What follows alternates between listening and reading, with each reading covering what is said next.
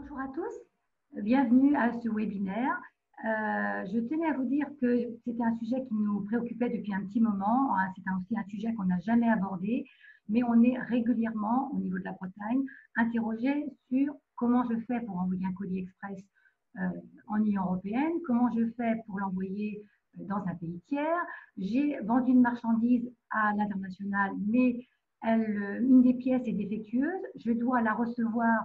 Comment on fait pour envoyer ce colis, j'allais dire, comment le client fait pour nous le ramener, quels documents je devrais prévoir pour le retourner, etc., etc. Du fait de la crise sanitaire, bien sûr, la réunion d'information qui était prévue en présentiel a été transformée en webinaire. Nous avons voulu aussi, pour que peut-être ça réponde à toutes vos questions, ne pas faire intervenir qu'un seul interlocuteur. C'est pour cela que nous avons demandé à un expressiste et à un commissionnaire de douane d'intervenir de manière à ce que chacun présente ses prestations et que vous puissiez choisir dans la prestation de l'organisme ce qui vous convient le mieux. Avant de vous présenter bien sûr les intervenants, je voulais faire une petite présentation de BCI, une présentation très courte, hein, le sujet est tendance. Je pense que vous nous connaissez tous à peu près maintenant. Bretagne Commerce International est l'organisme régional de l'international qui est là pour vous aider dans votre développement. Nous disposons d'une équipe qui est basée au siège à Rennes, une équipe de chargés d'affaires sectoriels, et en département, basé dans les chambres de commerce de Bretagne. Vous disposez également d'une équipe de 2 personnes, dont un conseiller stratégique et un conseiller réglementaire, ce que je suis, moi, dans le département du Morbihan, Pascal Leborgne, et j'ai donc des collègues également à Rennes, à Brest, à Morlaix, à Quimper. Donc, n'hésitez pas à venir nous contacter si vous ne nous connaissez pas pour toutes vos questions à l'international. Maintenant, je présente les conférenciers qui sont donc, on va démarrer par Chronopost et ce sera Maxime Frein qui fera le préambule de Chronopost. Ensuite, il passera la main à Thomas Lubin, qui est plus le technicien en matière d'opération à l'international. Ensuite, nous passerons la parole à Bolloré Logistique en la personne de Frédéric Valenchon. Et ensuite, donc, on ne traitera pas, si vous voulez, les questions au fil de l'eau, étant donné le nombre de participants, mais elles seront traitées plutôt à la fin. Pour ceux qui auraient posé des questions dans leur questionnaire d'inscription, leur inscription, normalement, elles ont été prises en compte et la réponse est apportée dans le diaporama. Vous ne nous voyez pas. Je vois vos questions défiler au fur et à mesure.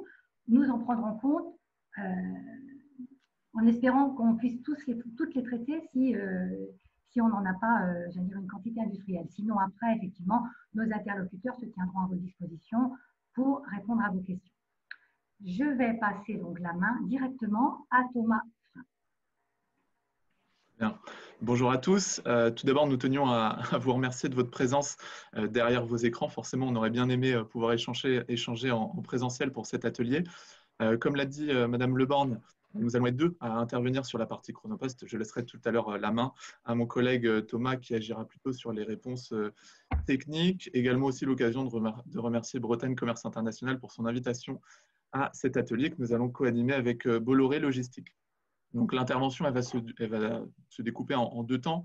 Une première partie où je vais pouvoir vous présenter un peu le contexte, le champ d'application d'un messager express, également faire un focus.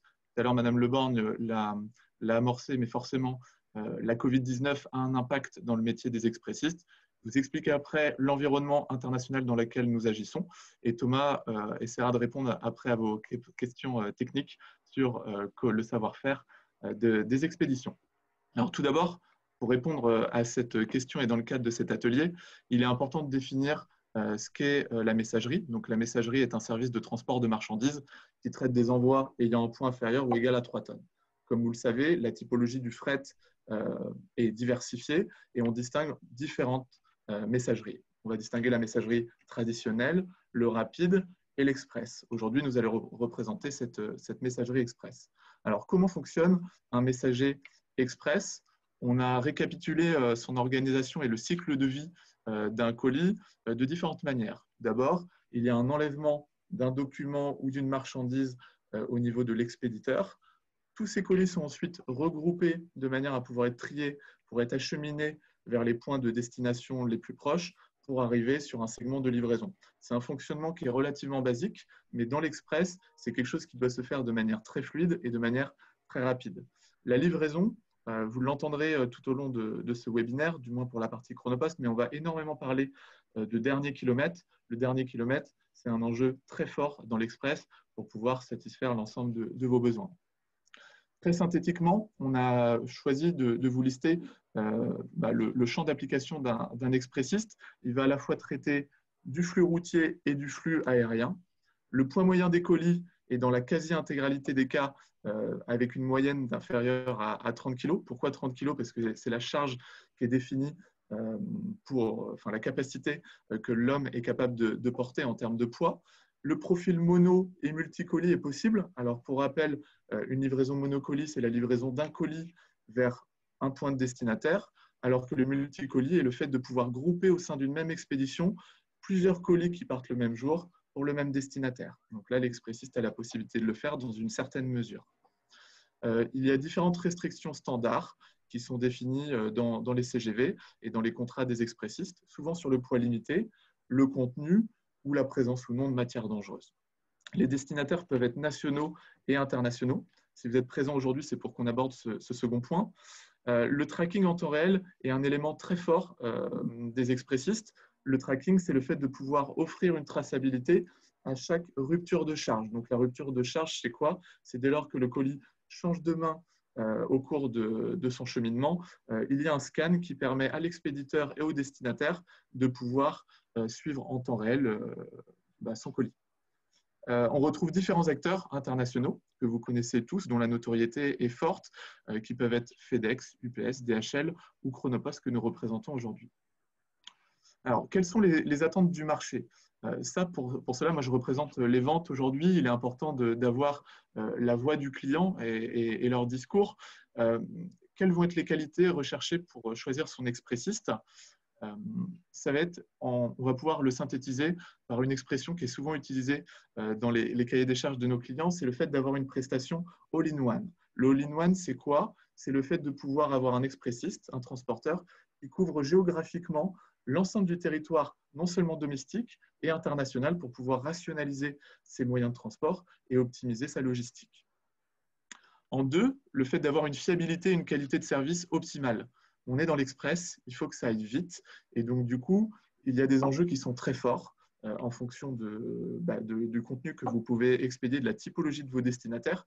Si vous faites appel à l'express, c'est qu'il faut qu'il y ait une performance très forte. Il faut également une spécialisation produit en lien avec le marché du client. Tous derrière vos écrans, vous êtes issus de différents marchés qui peuvent être l'alimentaire, l'agroalimentaire, l'industrie, la santé, la distribution, l'e-commerce et j'en oublie peut-être d'autres. Mais vous avez chacun un jargon bien spécifique et des attentes bien spéciales par rapport à la typologie de marchandises que vous expédiez. Et ça, l'expressiste doit être capable de s'adapter de manière à ne pas être forcément monomarché.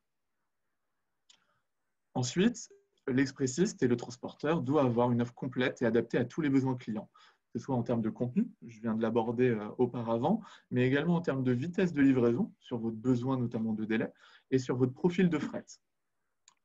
Et enfin, on a souhaité terminer cette caractéristique du all-in-one avec une nouvelle approche qui est le fait d'avoir un transporteur qui est en maîtrise totale de tous les canaux de distribution. Dans un jargon marketing, on parle régulièrement d'omnicanal, c'est le fait d'aller plus loin dans les canaux de distribution. Auparavant, on trouvait un canal presque unique sur le mode B2B et sur un processus standard de commande. Dorénavant, l'essor du e-commerce pousse justement aux transporteurs d'avoir ce savoir-faire, notamment pour la maîtrise du dernier kilomètre. On va dorénavant vous faire un petit focus sur le marché. Alors, tout d'abord, sur le marché, bon, vous inquiétez pas, hein, l'objectif de ce webinaire n'est pas de vous abreuver de chiffres, mais on va vous donner quand même cette information-là, que la valeur du marché européen tout colis et tout secteur représente 621 milliards d'euros en 2019. Alors, 621 milliards d'euros, ça vous permet de voir la puissance que cela représente. mais ce n'est pas forcément le plus important. Le plus important, c'est de voir la dynamique et la croissance à 2 chiffres versus 2018, avec une croissance de plus 14%. Et vous allez me demander, ou vous devez peut-être vous interroger, qu'est-ce qui fait cette croissance? La première raison principale, c'est principalement sur le modèle du e-commerce qui est en fort développement. Ainsi, on a voulu limiter dans l'analyse plusieurs infos sur le marché européen et sur l'Europe. 30% du marché mondial du e-commerce se fait du coup à cette échelle continentale. Cela représente 130 millions d'acheteurs réguliers en Europe et on estime que les volumes de colis B2C vont doubler d'ici 2025. Point très important pour les expressistes, dans les attentes de ces e-acheteurs européens, en 2018, 11% des e-acheteurs exigeaient une livraison en une journée. Dorénavant, on est sur une tendance qui devrait arriver sur 57% en 2022, preuve de l'évolution et de la légitimité d'un expressiste pour satisfaire ses besoins, du moins dans le domaine du e-commerce. Et enfin, nous sommes en France et la France a un vrai potentiel e-commerce et le montre déjà par quelque chose d'acquis puisque la France est le 3e pays européen le plus actif en e-commerce et la France complète le podium derrière le Royaume-Uni qui occupe la première marche et l'Allemagne la seconde. L'activité est fortement condensée d'ailleurs sur l'Europe de l'Ouest puisque l'Italie et l'Espagne viennent compléter le top 5. Toujours sur la partie e-commerce, quels sont les comportements d'achat et les souhaits de ces e-acheteurs? Les e-acheteurs, ils souhaitent être livrés majoritairement à leur domicile, donc à hauteur de 86%. 86% en tout cas font ce choix-là.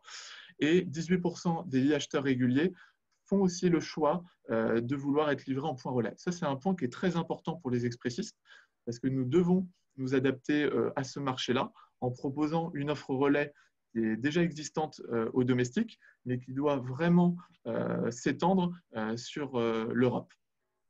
Et enfin, en termes d'attente, sur cette partie dernier kilomètre, les e-acheteurs ont hiérarchisé leurs souhaits par rapport à leurs expressistes et leurs transporteurs. Ils veulent à la fois du tracking et tout ce que vous voyez dans le carré rouge, c'est aussi également de l'interactivité avec leurs transporteurs. Donc, le transporteur et l'expressiste doit aujourd'hui être capable de fournir à son client une optimisation de l'expérience client, du coup pour ses propres clients. Donc aujourd'hui, le destinataire final veut pouvoir interagir avec son transporteur pour notamment avoir un créneau de livraison d'1 heure et reprogrammer sa livraison ou potentiellement changer l'adresse de livraison. Dans une démarche un peu en entonnoir, on a pu avoir certaines données suite au baromètre e-shopper et suite à une étude faite maintenant là, pour le coup en France sur le contexte de la Covid-19, une situation que nous connaissons et subissons un peu tous, mais le fait de subir ne doit pas se limiter à ça, c'est aussi une opportunité pour les acteurs e-commerçants. On estime qu'en France, 2,5 millions de nouveaux clients, ça représente un potentiel supplémentaire de 15%, vont pouvoir agrémenter ce potentiel e-commerce. Et en interrogeant ce panel, on a observé 10 nouvelles tendances qui vont forcément impacter les expressistes et qui vont pouvoir augmenter leur légitimité. En premier, on a parlé l'exigence encore plus forte en termes de délai de service. C'était l'objet de ma slide précédente, je ne vais pas y revenir. Deuxième tendance, la démocratisation du click and collect. Alors, pour rappel, le click and collect, c'est le fait de pouvoir réserver en ligne sa marchandise et de pouvoir aller la récupérer au sein de son magasin ou auprès de son distributeur en direct. Les consommateurs plébiscitent désormais la proximité et un certain retour aux sources. Là, on est plutôt dans une démarche sociétale et la Covid-19 et notamment la période de confinement n'a été qu'un accélérateur de tendance sur cet aspect-là, que ce soit sur l'aspect écologique ou sur le fait de travailler notamment sur le Made in France. L'achat par recommandation devient la nouvelle norme. Alors, recommandation à la fois dans la sphère privée, mais également sur les avis disponibles en quelques clics sur Internet.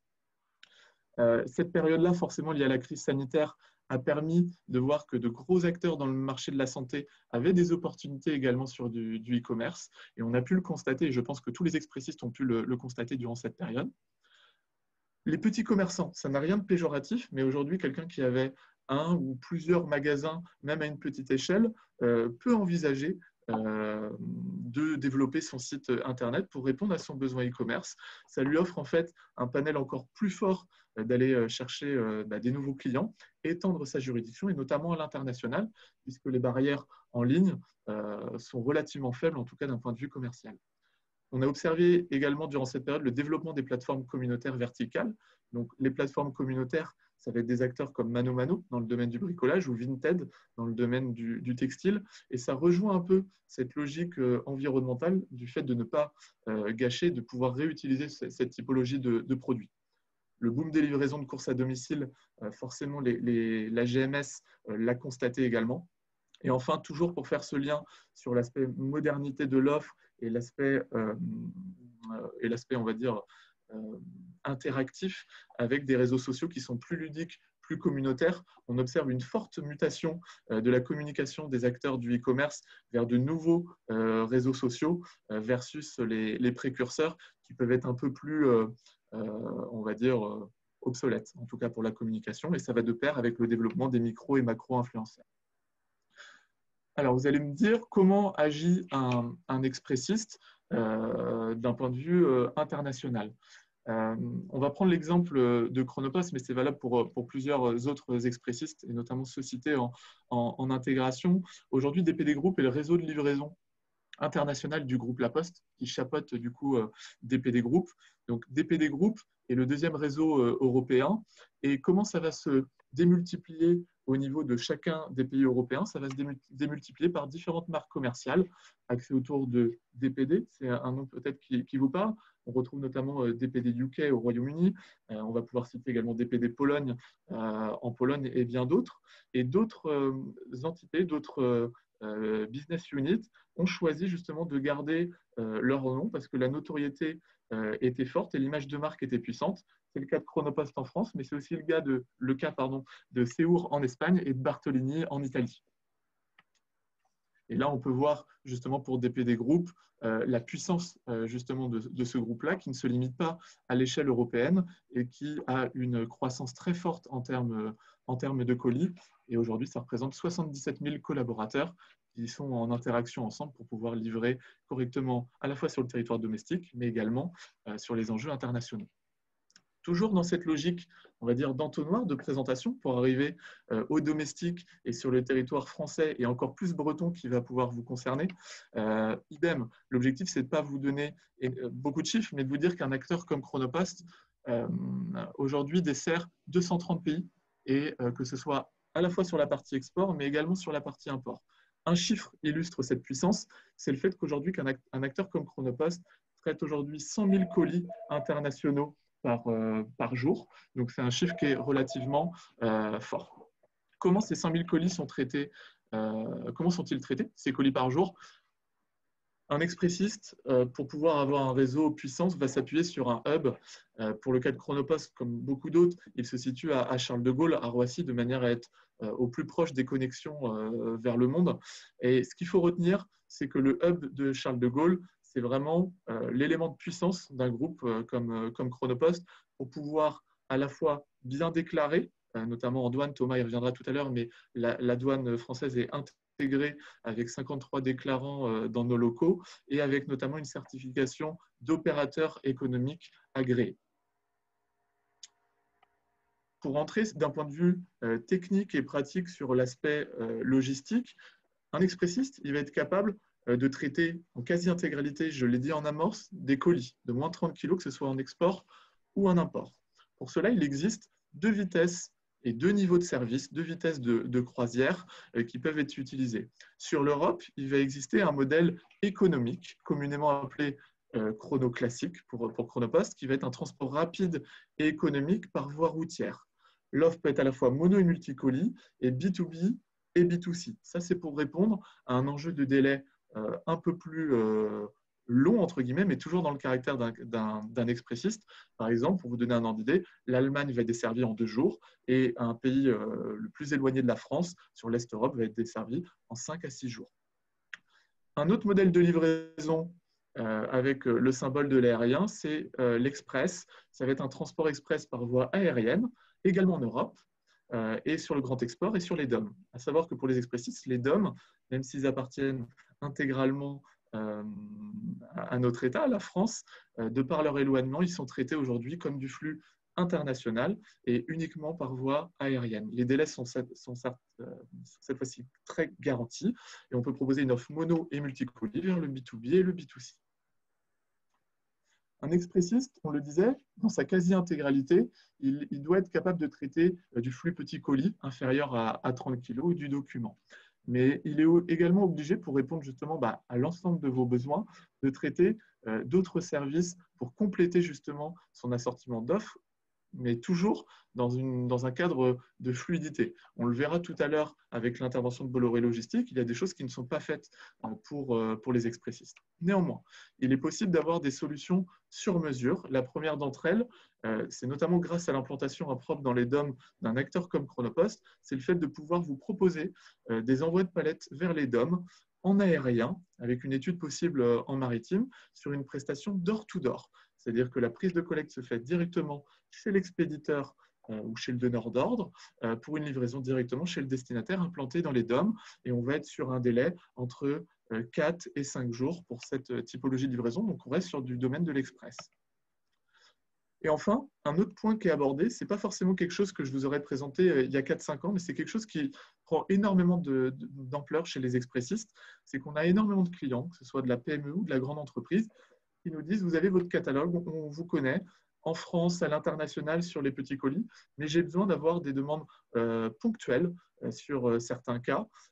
Donc, on a une cellule qui est basée à Roissy pour être au plus proche justement de l'aspect opérationnel et qui va permettre d'analyser toute prise en charge qui sort des standards. Donc, avec un cahier des charges spécifique établi par le client, ça peut être par exemple l'envoi d'une palette en Asie ou la demande d'avoir un transport de produits à forte valeur ajoutée avec un suivi entièrement dédié jusqu'au point de destinataire. Le panel de solutions, on le disait tout à l'heure sur les marchés, il est extrêmement fort. On a choisi de l'illustrer avec un marché avec une sensibilité forcément très forte, qui est le marché de l'alimentaire et de l'agroalimentaire, en l'illustrant au niveau de DPD Group et du groupe Chronopost avec l'offre Chronofresh. En 2015, Chronofresh a été lancé pour permettre aux acteurs alimentaires et agroalimentaires de pouvoir transporter en express l'ensemble de ces produits en tri-température. Donc, que ce soit sur de la livraison en produits secs, en produits frais, donc on est sur de la température dirigée de 0 à 4 degrés, et enfin sur de la livraison de produits surgelés, donc inférieurs à moins 18 degrés. C'est un élément qui est important parce qu'on n'est plus sur du froid autoporté, c'était le cas avant chez les expressistes et également chez Chronopost, et Chronofresh est là pour interagir sur ces domaines-là. Et pourquoi vous présenter cet item-là? C'est justement pour faire le lien avec l'appartenance à un groupe. C'est que DPD Group veut justement pouvoir développer cette typologie d'offres pour les acteurs concernés, également à l'international. Donc, depuis 2 ans, la livraison en froid positif en Espagne a été ouverte chez Chronofresh et plus récemment, ça a été ouvert également toujours en froid positif sur la Belgique. Donc ça, c'est un élément important qui nous fait dire que via la sensibilité des produits, nous devons nous adapter sur cette démarche verticale de travailler par marché.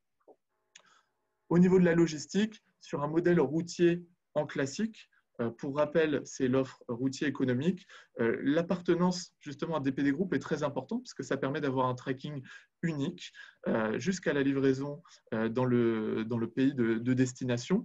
Et sur la partie classique, il est possible de livrer à la fois au domicile, donc sur du B2C, également sur du point relais, on l'a vu que c'était une tendance très forte, et également sur l'entreprise pour satisfaire les besoins structurels en offre B2B. Et vous retrouvez les délais présentés tout à l'heure de 2 à 6 jours. Sur le modèle aérien, la logistique va se découper en 3 temps, avec une première partie qui va se dérouler 100% en France et qui va concerner la collecte chez l'expéditeur jusqu'au préacheminement. Après le passage en hub, l'arrivée dans le réseau Géopost et partenaire jusqu'à la livraison du dernier kilomètre. Là, encore une fois, un expressiste se doit de vous fournir le même tracking de colis pour que vous ayez une visibilité globale de A à Z avec un tracking du coup door-to-door. Pour la Bretagne, parce qu'au niveau de la Bretagne, on n'est pas forcément la région la plus proche justement de ces hubs internationaux, un expressiste doit d'avoir un maillage régional très fort, à la fois pour venir vous collecter sur le lieu de vos entreprises, mais également pour pouvoir vous offrir une promesse de livraison la plus large sur l'étude de collecte pour pouvoir livrer le plus rapidement possible l'export pour pas que vous ne soyez pénalisé commercialement vis-à-vis de vos confrères issus d'autres régions.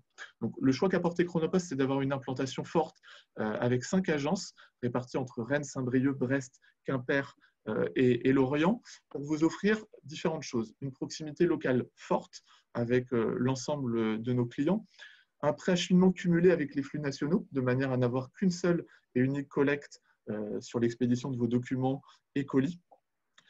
On étudie les cut-offs par rapport aux destinations. Alors, le cut-off dans notre jargon, c'est quoi? C'est en fait, c'est l'heure limite à laquelle nous devons faire partir le colis pour qu'il soit justement dans la promesse de livraison que nous vous donnons. Vous n'êtes pas sans savoir qu'un flux au départ de Brest, de Quimper ou de Lorient, par exemple, si on va le collecter à 20 h en véhicule léger, il aura du mal à être avant midi le lendemain en Allemagne. Un chantier export est présent également sur chacune des agences pour avoir un vrai savoir et un savoir-faire du traitement justement de ces colis. Et l'ensemble des collaborateurs est formé sur ce chantier export, même jusqu'aux chauffeurs, notamment pour limiter ce que nous on appelle dans notre jargon les disjoints, qui sont notamment les oubliés et les manquements sur facture. Mon collègue Thomas vous fera un petit exercice tout à l'heure de cas pratique.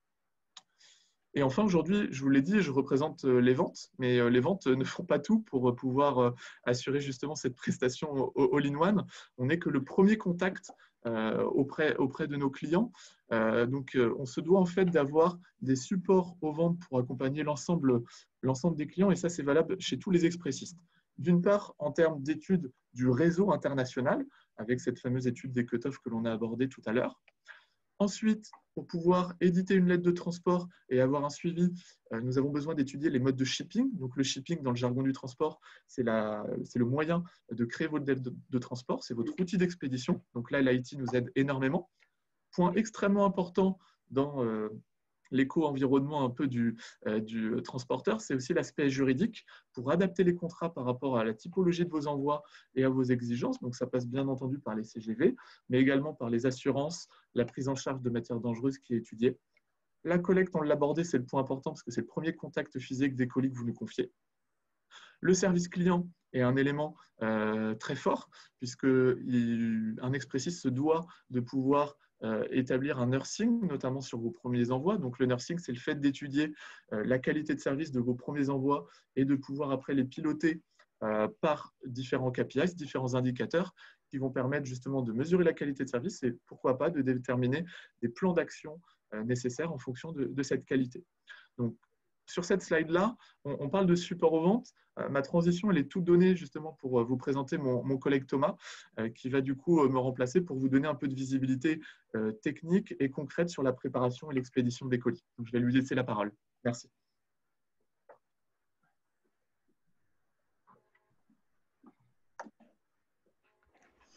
Donc, bonjour à tous, effectivement, donc pour ma part, Thomas Lubin. Donc, je suis là vraiment pour vous présenter la partie support que vient de présenter Maxime à l'instant, en tout cas d'introduire.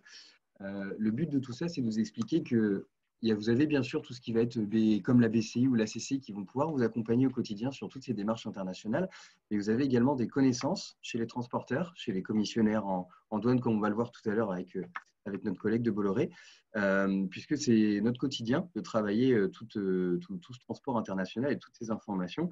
Et vous avez donc des cellules, un peu comme du coup mon équipe et d'autres équipes avec qui on travaille en collaboration. C'est-à-dire qu'aujourd'hui, on est en capacité de vous accompagner d'une part pour préparer justement le démarrage de votre activité à l'international, mais on a également aussi des équipes qui sont là pour vous aider derrière à piloter justement ce démarrage et à piloter cette continuité d'activité avec le transporteur expressiste, donc qui vont vous apporter des différents indicateurs, différents KPIs pour déjà vous donner toutes les informations sur la qualité qu'on vous doit, bien entendu, en tant qu'expressiste et commissionnaire, on vous doit une certaine qualité au niveau de l'accompagnement, que ce soit transport ou conseil. Donc, on a des équipes qui sont là dédiées pour ça aussi. Donc, voilà, c'était pour vous dire que au-delà effectivement de la BCI et de la CCI qui peuvent vous accompagner sur cette partie internationale, il y a aussi des compétences chez les transporteurs dont il faut profiter. Tout ça pour introduire effectivement quelques cas pratiques, quelques informations. On va d'abord parler effectivement du dédouanement et ensuite on va venir à tout ce qui peut être Incoterm, Brexit et quelques cas pratiques pour vous présenter un petit peu les sujets sur lesquels on peut vous accompagner et les sujets sur lesquels on peut éviter de rencontrer des dysfonctionnements si on a bien travaillé ensemble avant. Justement, c'est le principe de tout ça. Les documents, vous aurez besoin pour un dédouanement standard dans le transport. Qu'est-ce qu'on va appeler un dédouanement? Ça va être par exemple quand vous allez envoyer tous vos marchandises au grand export en dehors de l'espace Schengen. Du coup, vous aurez effectivement une partie douanière à gérer. Cette partie douanière, elle va être gérée avec plusieurs documents en fonction de la nature de votre marchandise. Il y a un premier document qui est indispensable de toute manière lorsque vous allez envoyer votre colis, c'est la lettre de transport. C'est effectivement, pour l'exemple, nous de notre côté, un e-chronopost, c'est-à-dire une lettre de transport que vous allez coller sur votre colis, et donc qui va comporter toutes les informations, aussi bien sur vous en tant qu'expéditeur et votre destinataire, donc tout ce qui va être adresse, numéro de téléphone, mail, etc. Et les différents codes à barres vont comporter d'autres informations qui vont être utiles à nos équipes, nous, pour vous accompagner justement sur le trajet de ce colis, et aussi à nos partenaires à destination pour pouvoir le traiter. Donc ça, c'est vraiment le premier document indispensable qui va être utilisé partout pour tous les exports. Et ensuite, on va avoir d'un autre côté la partie facture. Parce que lorsque vous avez du dédouanement, vous devez déclarer votre marchandise et vous la déclarez via une facture commerciale ou pro forma en fonction de ce que vous envoyez. On va parler de facture commerciale quand il y a effectivement un échange suite à paiement, tout simplement une vente. Et on va parler plus précisément de facture pro forma lorsque vous allez être sur de l'échantillon ou du bien gratuit, entre guillemets. Donc, sur la facture, pour qu'elle soit bien déclarée, vous allez avoir besoin de beaucoup d'informations, plus effectivement que sur le national, parce qu'aujourd'hui, on va envoyer des colis dans des pays loin de la France, où on parle une autre langue, où c'est d'autres partenaires qui ont d'autres fonctionnements de transport.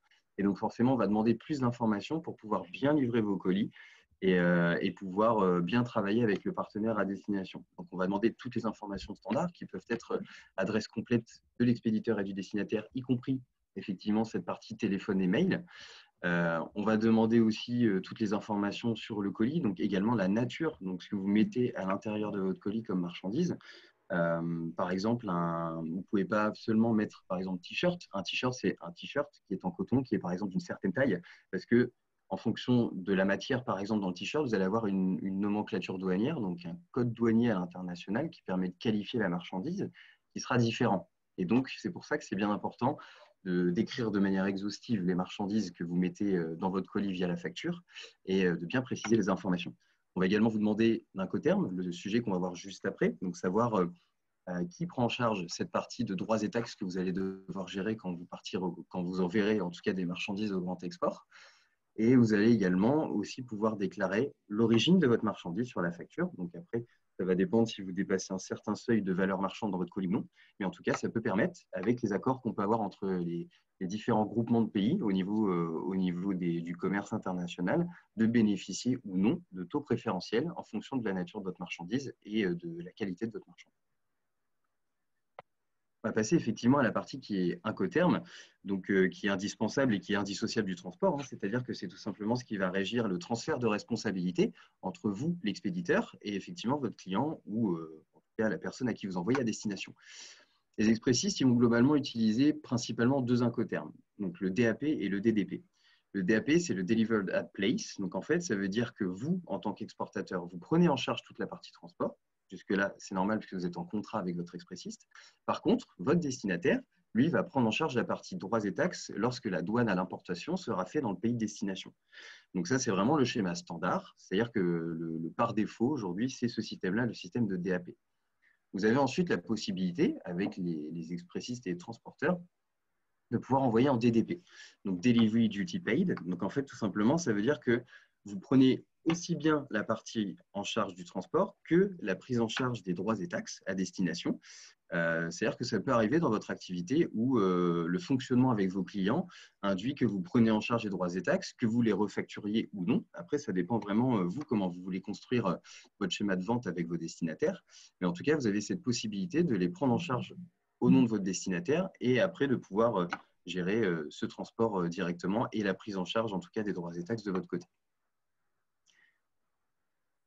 On va ensuite, justement, pour cette partie droits et taxes, vous avez chez les transporteurs, pour la plupart en tout cas des simulateurs ou des choses qui vont vous permettre d'estimer un montant de droits et taxes que soit votre destinataire va payer ou soit vous allez devoir prendre en charge parce que vous avez souhaité le faire sur votre facture. Donc, en fait, vous avez ce qu'on appelle un simulateur de droits et taxes qui peut être disponible. De notre côté, il est disponible sur notre site internet chronopost.fr pour nos clients. Après, sûrement que les autres transporteurs soient également disponibles sur leur site internet, leur portail web en tout cas. Et ce simulateur va vous permettre de faire vraiment une estimation des droits et taxes parce qu'il faut toujours retenir que de toute manière, ce sera forcément la douane à destination qui aura toujours le dernier mot. Mais en tout cas, ces simulateurs et ces calculateurs vous permettent déjà d'avoir une première estimation plus précise du montant des droits et taxes qui sera facturé et vous donner déjà un ordre d'idée des montants qui pourront être activés. Donc, on va vous mettre une petite vidéo assez courte pour vous montrer un peu le fonctionnement, en tout cas de ce calculateur.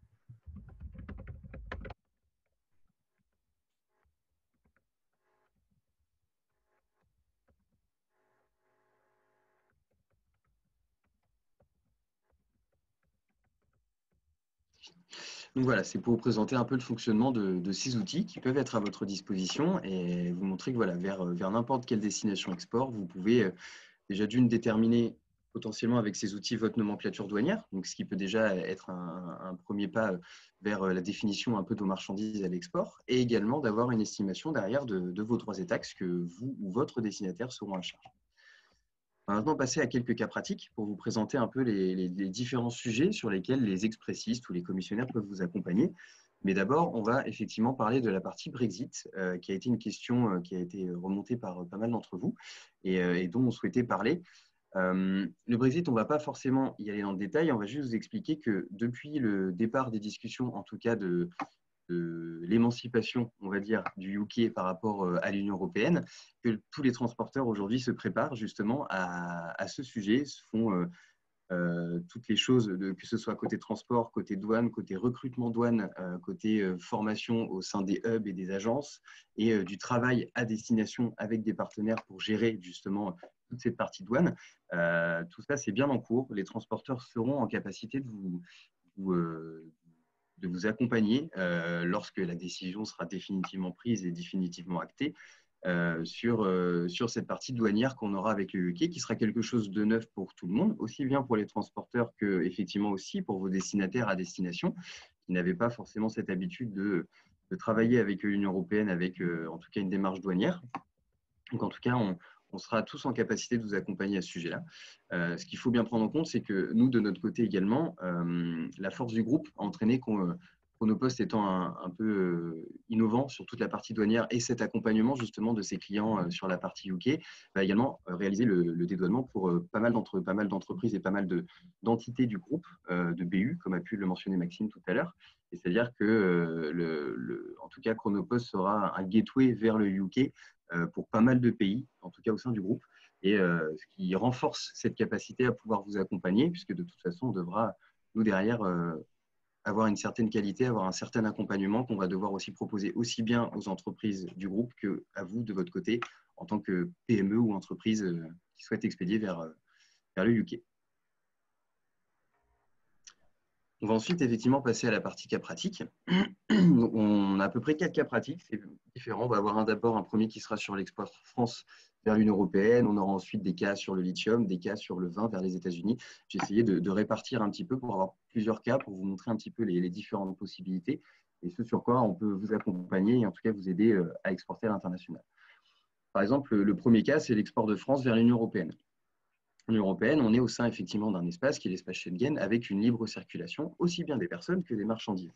C'est-à-dire qu'aujourd'hui, l'Union européenne, on va vraiment la traiter comme un export qu'on peut faire, par exemple, enfin, comme tout simplement un transport qu'on peut faire nous au national. C'est-à-dire que si on va exporter en routier, par exemple, comme vous pouvez le dire, Maxime, tout à l'heure sur la partie Union européenne, on va vraiment exporter en Belgique, en Allemagne ou vers les pays de l'Est avec seulement une lettre de transport, puisqu'effectivement, il n'y a pas de douane, en tout cas sur la partie Schengen et l'Union européenne. Donc, on va utiliser seulement la lettre de transport, votre colis, et ensuite, il pourra aller transiter. Les seuls documents qui pourront être nécessaires, vu qu'il n'y a pas de facture, ça va être des documents sur la qualité et sur la conformité de votre marchandise. Donc, par exemple, ça va être tout ce qui peut être sur la mise en conformité du transport de marchandises dangereuses. Donc là, c'est vraiment un document qui va être nécessaire sur la nature de votre marchandise et pas pour déclarer un import ou un export. Vous allez également avoir le CITES, donc, qui est effectivement un document pour lorsque vous allez exporter. Je vais donner un exemple, une coque, par exemple, de téléphone en peau de python. On va avoir des clients qui vont faire ce genre de choses. Et bien, effectivement, vous allez avoir besoin d'un document CITES parce qu'il va falloir déclarer cette marchandise qui est une marchandise protégée, puisque c'est une espèce protégée, que ce soit florale ou animale de l'autre côté. Et il faut un document justement pour pouvoir accompagner cette marchandise. Donc voilà, au sein de l'UE et de l'espace Schengen, les seuls documents que vous aurez besoin, c'est vraiment sur la conformité et la nature de votre marchandise, mais pas en tout cas de facture, à part effectivement l'étiquette de transport. Pour le cas pratique numéro 2, on va prendre l'exemple, j'ai vu qu'il y avait des sociétés de cosmétiques, en tout cas parmi vous, qui êtes derrière vos écrans, des sociétés peut-être voilà, sur tout ce qui peut être crème, parfum ou autre. Et effectivement, on va pouvoir vous accompagner aussi. J'ai pris l'exemple de la Suisse, parce que c'est un peu l'enclave, en tout cas douanière, qui est au sein de l'Union européenne, et je pense que c'est important d'en parler, et qui a également des restrictions supplémentaires par rapport à d'autres pays sur la partie cosmétique. Du coup, c'est intéressant de pouvoir le traiter également.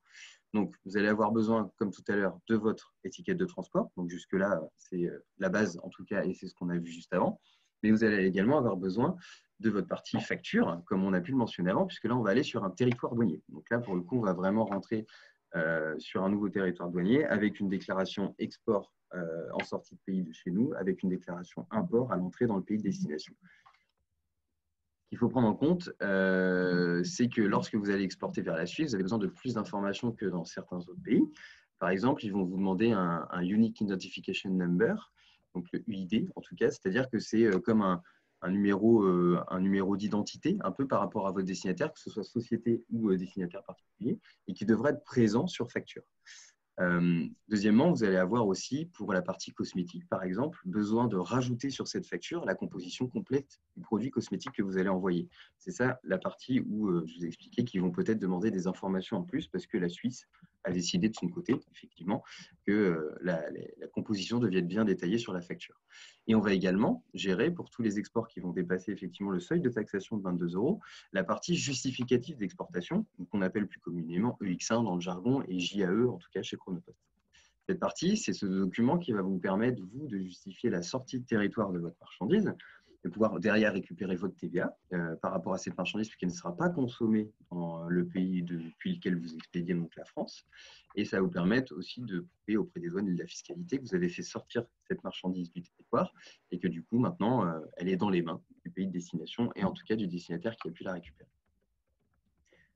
Pour la partie numéro 3 au niveau des cas pratiques, j'ai pris l'exemple d'un export France vers les USA, en tout cas de vin, donc de bouteilles de vin, ou ça peut être champagne ou autre, hein, mais en tout cas voilà, d'alcool de table inférieur à 24 degrés, puisqu'il faut prendre en compte aussi que dans les alcools, dès que vous dépassez un certain degré d'alcool, vous passez en marchandise dangereuse, puisque c'est un alcool qui est inflammable. Et donc forcément, tout ça, c'est aussi pour vous expliquer qu'il y a aussi bien des contraintes douanières à prendre en compte, mais il y a aussi bien des contraintes de transport et des contraintes aussi de partenaires avec qui vous allez travailler au niveau expressiste. Donc tout ça, il faut les additionner. Il faut se dire qu'il n'y a pas seulement que la douane à destination qui pose des contraintes, on a aussi les compagnies aériennes, on va avoir aussi la réglementation IATA, parce qu'on va prendre l'avion pour aller sur une certaine destination.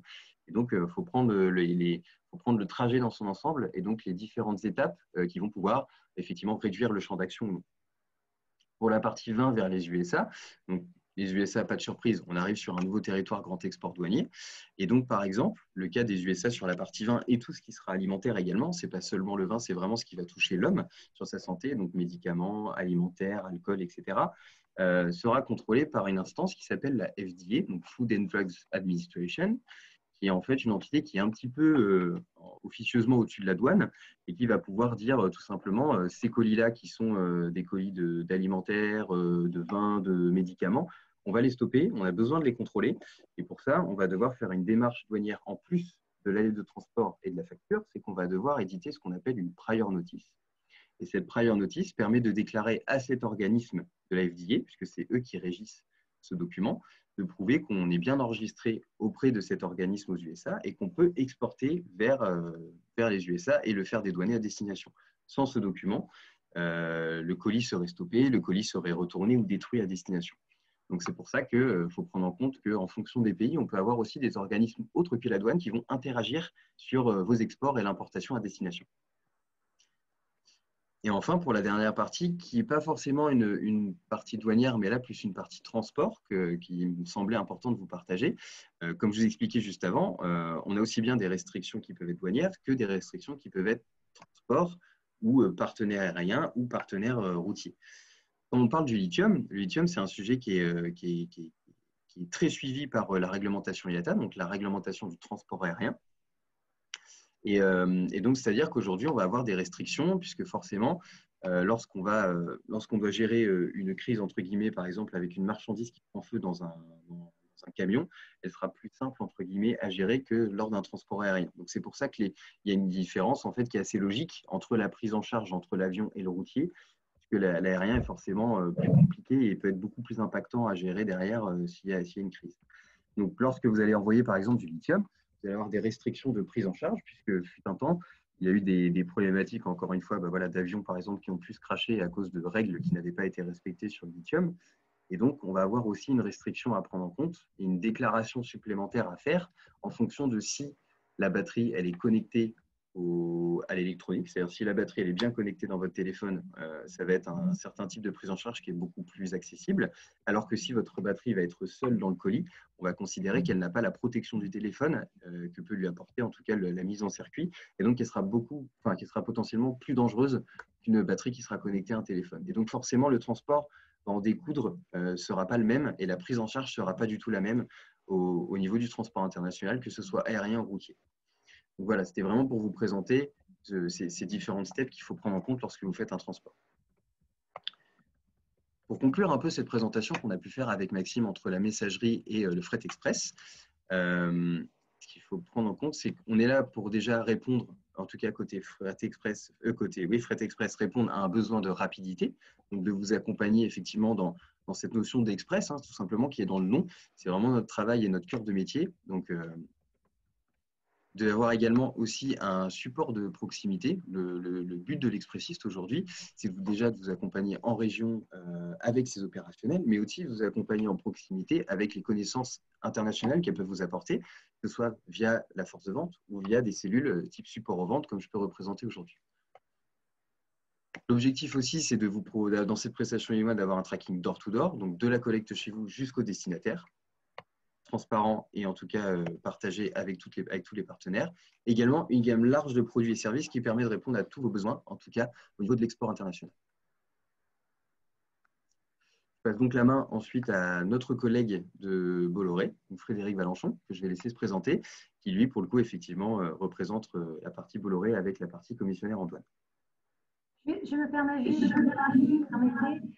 j'ai oublié de vous dire à tous que la présentation que vous avez à l'écran vous sera adressée ultérieurement, bien entendu. Tout à fait, exactement.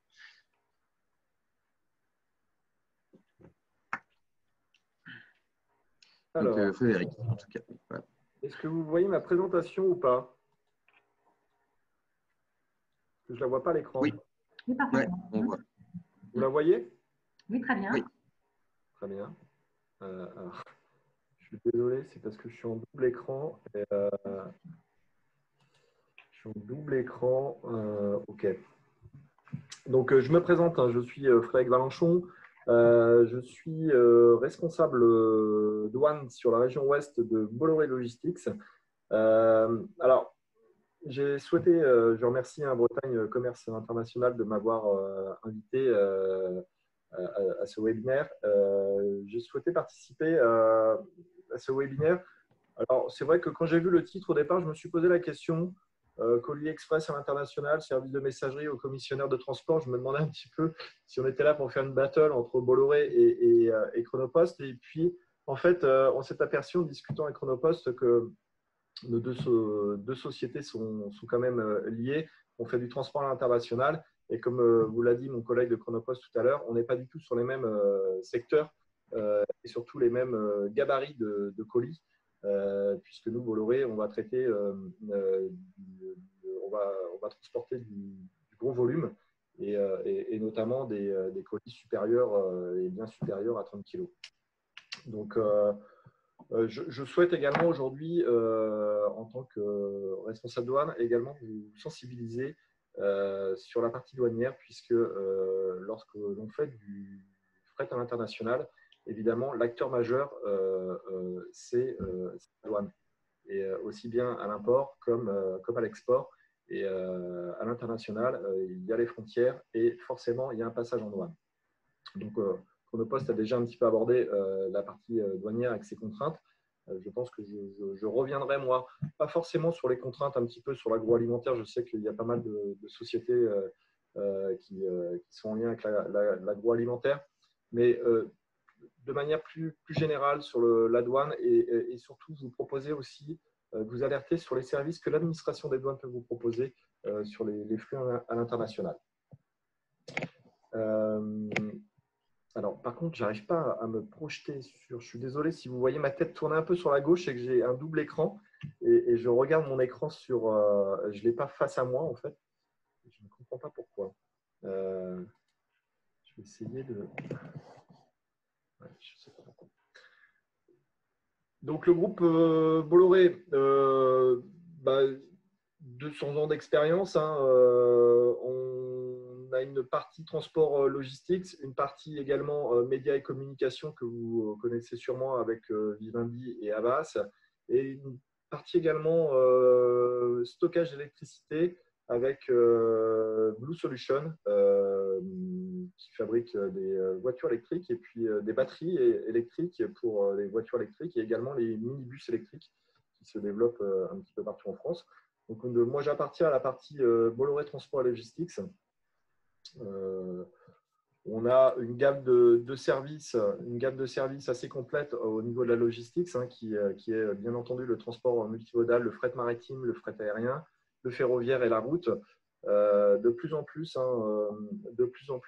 j'insiste hein, sur le ferroviaire qui est de plus en plus activé par nos clients à l'importation, notamment sur les imports de Chine, où de plus en plus on peut utiliser le ferroviaire pour les flux import-Chine.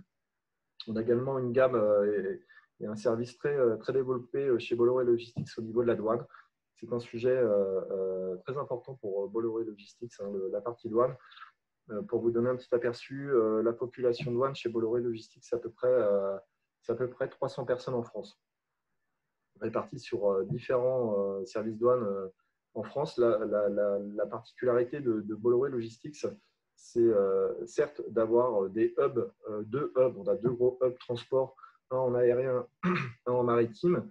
Donc, en aérien à Roissy, l'autre au Havre. Mais la particularité de Bolloré, c'est également d'avoir des agences de proximité un petit peu partout réparties en France et de pouvoir répondre de façon plus proactive vis-à-vis de nos clients en région.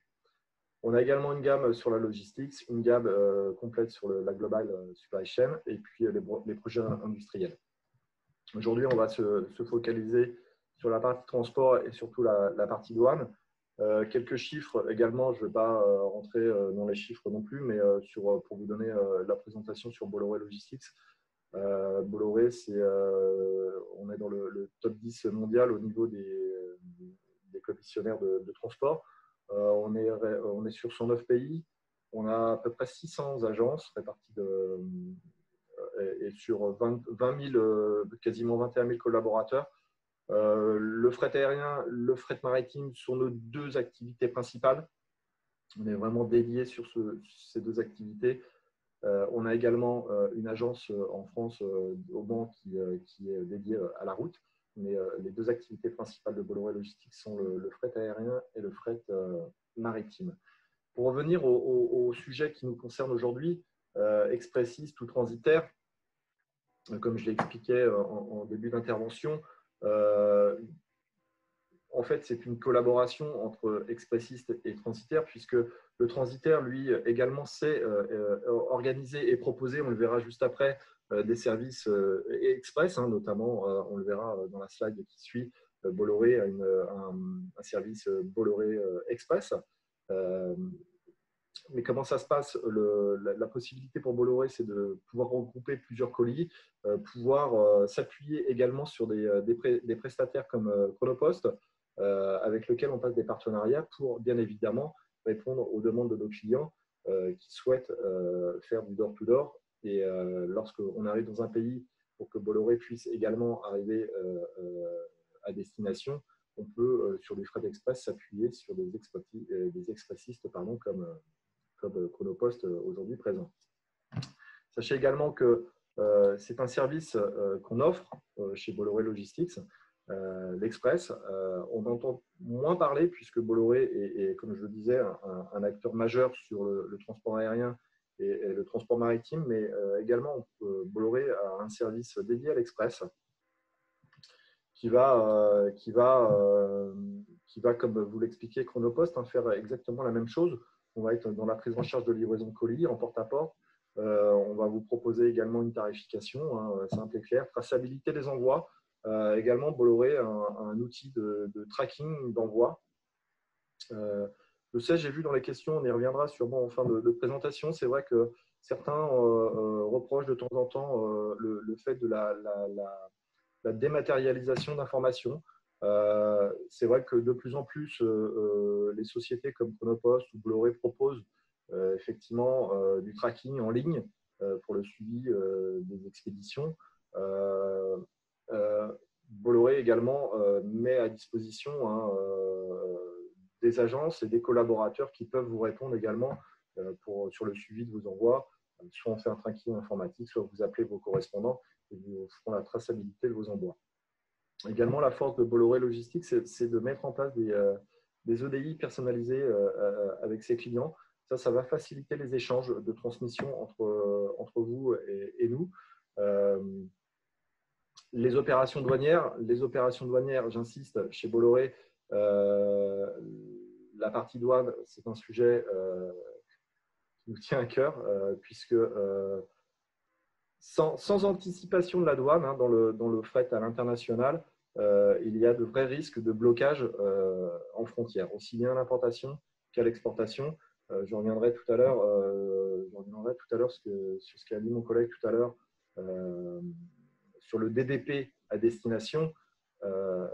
Nous, en tant que Bolloré Logistics, c'est un incoterm que nous allons proscrire vis-à-vis de nos clients qui font de l'export, puisque il y a un tel risque pour vous, clients en France, d'aller gérer une douane dans un pays tiers. Vous ne connaissez pas du tout la réglementation dans le pays tiers sur lequel vous allez. C'est très risqué d'utiliser un incoterm DDP à l'international. Il vaut mieux s'arrêter au DAP, comme vous l'a montré tout à l'heure Chronopost. Ça, c'est des choses qu'il faut bien prendre en considération. Et également, si je reviens sur les incoterms, je n'ai pas développé dans ma présentation les incoterms. Et si vous devez retenir deux choses sur les incoterms, les deux incoterms à proscrire à l'international sont l'export et le DDP, je viens d'en parler. L'export, c'est lorsque vous vendez à l'export, évitez cet incoterm. Il faut privilégier l'incoterm FCA où vous maîtrisez votre douane export. Puisque export, ça veut dire que votre client vient chez vous récupérer la marchandise et puis derrière, il va faire la douane en votre nom, soit en France ou au sein de l'Union européenne. Et vous ne maîtrisez pas votre douane export. Et votre douane export, c'est votre justificatif fiscal qui vous permet de faire de la vente hors taxe à l'exportation pays tiers. Donc, c'est important. Notez-le, s'il vous plaît. Juste ma petite parenthèse sur les incoterms.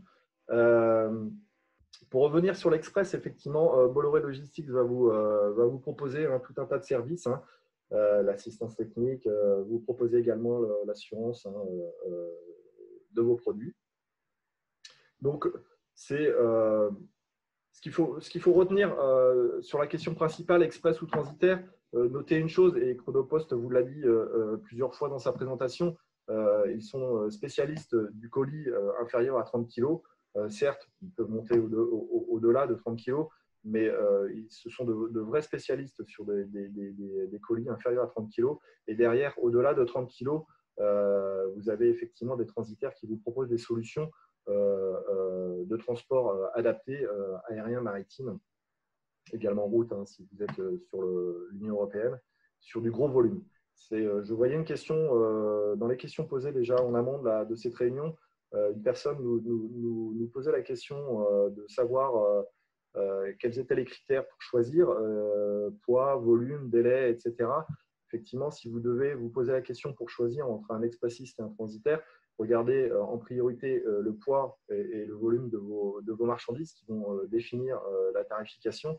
Et également les délais, posez-vous la question sur les délais. Est-ce que vraiment vous devez être demain en 24 heures chez un client ou est-ce que vous avez une marge en termes de délai? Ces trois informations peuvent vous aider à faire la différence entre choisir un expressiste ou choisir un transitaire. Voilà pour moi, en ce qui me concerne, les points importants pour vous, société qui souhaitez choisir entre les deux. Et j'attire aussi votre attention sur quelque chose d'important. Je l'ai vu aussi dans les questions, on y reviendra sûrement après, mais si vous voulez développer, mais j'ai vu dans les questions, certaines personnes posaient la question d'exportation temporaire, d'importation temporaire. Ça, c'est quelque chose que les expressistes, ils sont présents, mes collègues pourront le confirmer, ils ne l'ont pas souligné dans leur présentation, mais ce qu'on appelle en douane l'exportation temporaire, l'importation temporaire, c'est un régime particulier. Et bien souvent, certains de nos clients nous disent je suis passé via un expressiste, un Chronopost ou autre, hein, et puis j'ai reçu mon colis, hein, très bien, il est arrivé chez moi, en importation définitive, je dois payer les droits et taxes alors que je voulais faire de l'importation temporaire. Ça, c'est une vraie question qu'il faut se poser en amont, puisque ils vous l'ont expliqué tout au long de leur présentation, hein, Chronopost. Hein. Leur but, c'est la rapidité, c'est répondre à vos exigences de délai de livraison. Et la priorité pour Chronopost, c'est de faire de l'exportation définitive et de faire de l'importation définitive. Si vous avez un régime particulier où vous souhaitez faire de l'importation temporaire et de l'exportation temporaire, attention, soyez vigilants avec les expressistes.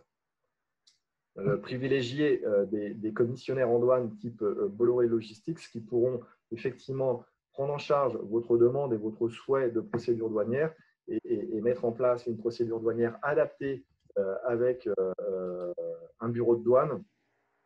Par exemple, là, vous êtes plusieurs sociétés bretonnes. On a Bolloré Logistics, une agence également, deux agences même en Bretagne, Brest et Quimper. On traite régulièrement avec la douane de Brest. Donc, tous ces flux-là, les régimes particuliers, pensez-y, attention, ça peut être risqué quand vous faites de l'express, aussi bien à l'import comme à l'export. Régime particulier, qu'est-ce que c'est un régime particulier? Ça vous permet d'importer temporairement de la marchandise. Ça vous permet également de l'exporter temporairement. Alors, vous allez me poser la question, pourquoi temporairement? Peut-être pour faire de la réparation ou pour faire envoyer de la marchandise pour faire des tests sur des machines ou autres. Donc, ça peut être intéressant puisque vous n'acquittez pas, vous ne payez pas les droits et taxes à partir du moment où vous faites du temporaire en douane. Vous ne faites que cautionner les droits et taxes et vous ne les payez pas. Donc, ça peut être intéressant lorsque vous faites revenir une marchandise que vous avez envoyée en réparation et que vous la faites revenir en France, vous êtes plutôt content de ne pas payer les droits et taxes sur une marchandise qui vous appartient déjà. Donc, ça, c'est ce qu'on appelle les régimes particuliers. Notez-le, ça peut être intéressant. Vous avez également la possibilité, quand vous faites du régime particulier, alors ce n'est pas vraiment une déclaration en douane, mais vous avez la procédure du carnet ATA. Pour ceux qui ne connaissent pas, le carnet ATA, c'est un document qui va vous permettre de passer plusieurs points frontières en pays tiers et accompagné de la marchandise. C'est un carnet avec plusieurs feuillets bien souvent, le carnet ATA, on va l'utiliser lorsque vous envoyez un technicien ou un ingénieur sur un de vos clients à l'étranger ou un site à l'étranger. Et par exemple, vous le faites partir avec une mallette d'outillage. Bien souvent, le carnet ATA peut être très utile pour lui, puisque ça va l'éviter à votre personne d'aller voir un commissionnaire en douane à destination. Là, il se présente à la frontière, il présente son carnet ATA aux douanes à la frontière, ils lui mettent un petit coup de cachet sur son carnet ATA, il peut circuler librement. Donc ça, pensez-y également lorsque vous faites des flux comme ça. Le carnet ATA peut être très intéressant. Les CCI je fais une petite parenthèse, mais les CCI sont très au fait de ces procédures du carnet ATA et peuvent également vous accompagner sur la mise en place des carnets ATA. Que vous dire de plus sur les régimes particuliers? C'est un vrai avantage économique, hein, comme je le disais, un vrai avantage économique, puisque vous n'acquittez pas les droits et taxes à l'importation sur le territoire national. Autre avantage également, lorsqu'on parle de douane à l'international, je voulais vous faire un petit point sur le DCN, le dédouanement centralisé national. C'est une procédure offerte par l'administration des douanes françaises qui va vous permettre de centraliser, enfin de dissocier le flux physique de vos marchandises du flux déclaratif. Ça peut être intéressant lorsque vous souhaitez centraliser vos déclarations sur un seul et même bureau de douane. Je donne l'exemple vous êtes pour la plupart des sociétés bretonnes. Je sais que l'administration des douanes à Brest connaît parfaitement bien son secteur et connaît parfaitement bien les entreprises bretonnes. Et le fait de domicilier vos déclarations import comme export sur un bureau de douane comme Brest vous facilitera les formalités douanières, c'est-à-dire en termes de contrôle douanier, soit de contrôle documentaire ou de contrôle physique, puisque l'administration des douanes vous connaît, vous êtes un acteur connu de la région, donc vous aurez des facilités en termes de réduction de contrôle douanier. Ça vous permet également de pouvoir faire sortir vos marchandises d'un autre point que Brest, hein, par exemple. Vous pouvez faire sortir de votre marchandise si elle est à Roissy, au Havre ou ailleurs. Et on fait la douane, on la dépose sur le bureau de douane de Brest, alors que la marchandise est à Roissy ou au Havre ou ailleurs, un petit peu en France, ou voire même ailleurs au sein de l'Union européenne. Hein. C'est ce qu'on appelle le dédouanement centralisé communautaire. Je ne vais pas le développer aujourd'hui, mais pensez à ce genre de solution. Ça peut être intéressant pour vos sociétés faut penser à l'international, j'insiste. Quand vous êtes opérateur comme vous, aussi bien à l'import qu'à l'export, maîtrisez vos dédouanements, puisque ce sont vos justificatifs fiscaux en cas de contrôle. Vous devez maîtriser vos déclarations, surtout à l'exportation. Donc, c'est important, pensez au dédouanement centralisé national qui vous apporte tout un tas de facilités et d'avantages. J'ai vu quelques questions passer tout à l'heure en direct également. Je ne sais pas si je vais y répondre, mais ça peut être intéressant. J'ai vu quelques personnes parler de la TVA. Je ne sais pas si lorsque vous faites de l'importation, vous avez en France, vous avez des facilités qui vous sont offertes, c'est-à-dire vous avez la possibilité de mettre en place l'auto-liquidation de la TVA. Ça, c'est un avantage fiscal concernant vos sociétés, ce qui vous permet d'éviter de faire de la sortie des mouvements de trésorerie. Ça veut dire qu'à l'importation de vos colis, si vous avez une autorisation d'autoliquidation, vous n'aurez pas à décaisser la TVA pour derrière la récupérer sur votre document CA3. Hein. Ça, je m'adresse plus aux services financiers de vos sociétés qui connaissent parfaitement cette manip. C'est-à-dire qu'un Chronopost ou même un Bolloré Logistics, lorsque nous effectuons une douane à l'importation définitive, une mise à la consommation, nous allons vous faire acquitter les droits de douane, bon ça c'est normal sur vos produits, mais également la TVA. Sauf que la TVA, derrière vous allez la récupérer puisque vous allez revendre ces produits et le dernier qui paye la TVA, c'est l'acheteur final qui paye la TVA. Donc pensez également à l'autoliquidation. Ça peut, je sais qu'en ces temps difficiles, hein, bien souvent, nous, en tant que Bolloré, on le conseille à nos clients.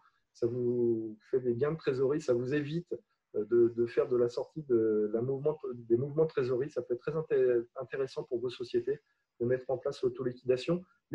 Pour la mise en place, c'est très simple. Il faut au moins avoir fait 4 importations dans l'année. Et à partir de là, l'administration vous autorise et vous donne l'autoliquidation de la TVA. Vous avez également une autre procédure qui est un petit peu différente de l'autoliquidation, c'est l'AI2. L'AI2, alors là, c'est différent de l'autoliquidation. L'AI2, vous allez faire des importations en franchise de TVA. Ça veut dire que vous allez avoir un contingent en début d'année attribué par l'administration fiscale avec lequel vous aurez dit à l'administration fiscale, moi, tous les produits que j'importe, sur cette quantité de produits que j'importe, j'en revends une tant de valeur à l'export pays tiers. Donc, je souhaite ne pas acquitter la TVA puisque c'est des produits que je vais revendre à l'export pays tiers. Donc, la TVA, forcément, derrière, je vais la récupérer. Donc, ça, c'est un contingent d'achat en franchise de TVA. C'est l'AI2 qui peut également être intéressant. C'est un avantage fiscal. Tout ça, ce sont des avantages fiscaux mis à disposition par l'administration douanière et fiscale en France. Monsieur Valençon, je peux vous interrompre une seconde. C'est Pascal Leblanc, je peux vous interrompre une seconde? Oui, allez-y, allez-y. En fait, au niveau de la TVA, puisqu'en fait, c'est une de mes collègues qui a posé la question, c'était pas dans ce sens-là, c'est dans le sens, alors c'est peut-être plus Chronopost qui peut répondre, puisqu'ils pratiquent, eux, le DDP. Comment est-ce que ça se passe pour le client qui a donc payé, le client français exportateur qui a payé les droits et taxes à destination, comment fait-il pour récupérer cette TVA qu'il a payée à destination? C'est très compliqué. C'est très compliqué puisqu'il faut s'inscrire à la TVA dans le pays tiers. Donc, quand on dit que le DDP est à éviter, ce n'est pas un hasard.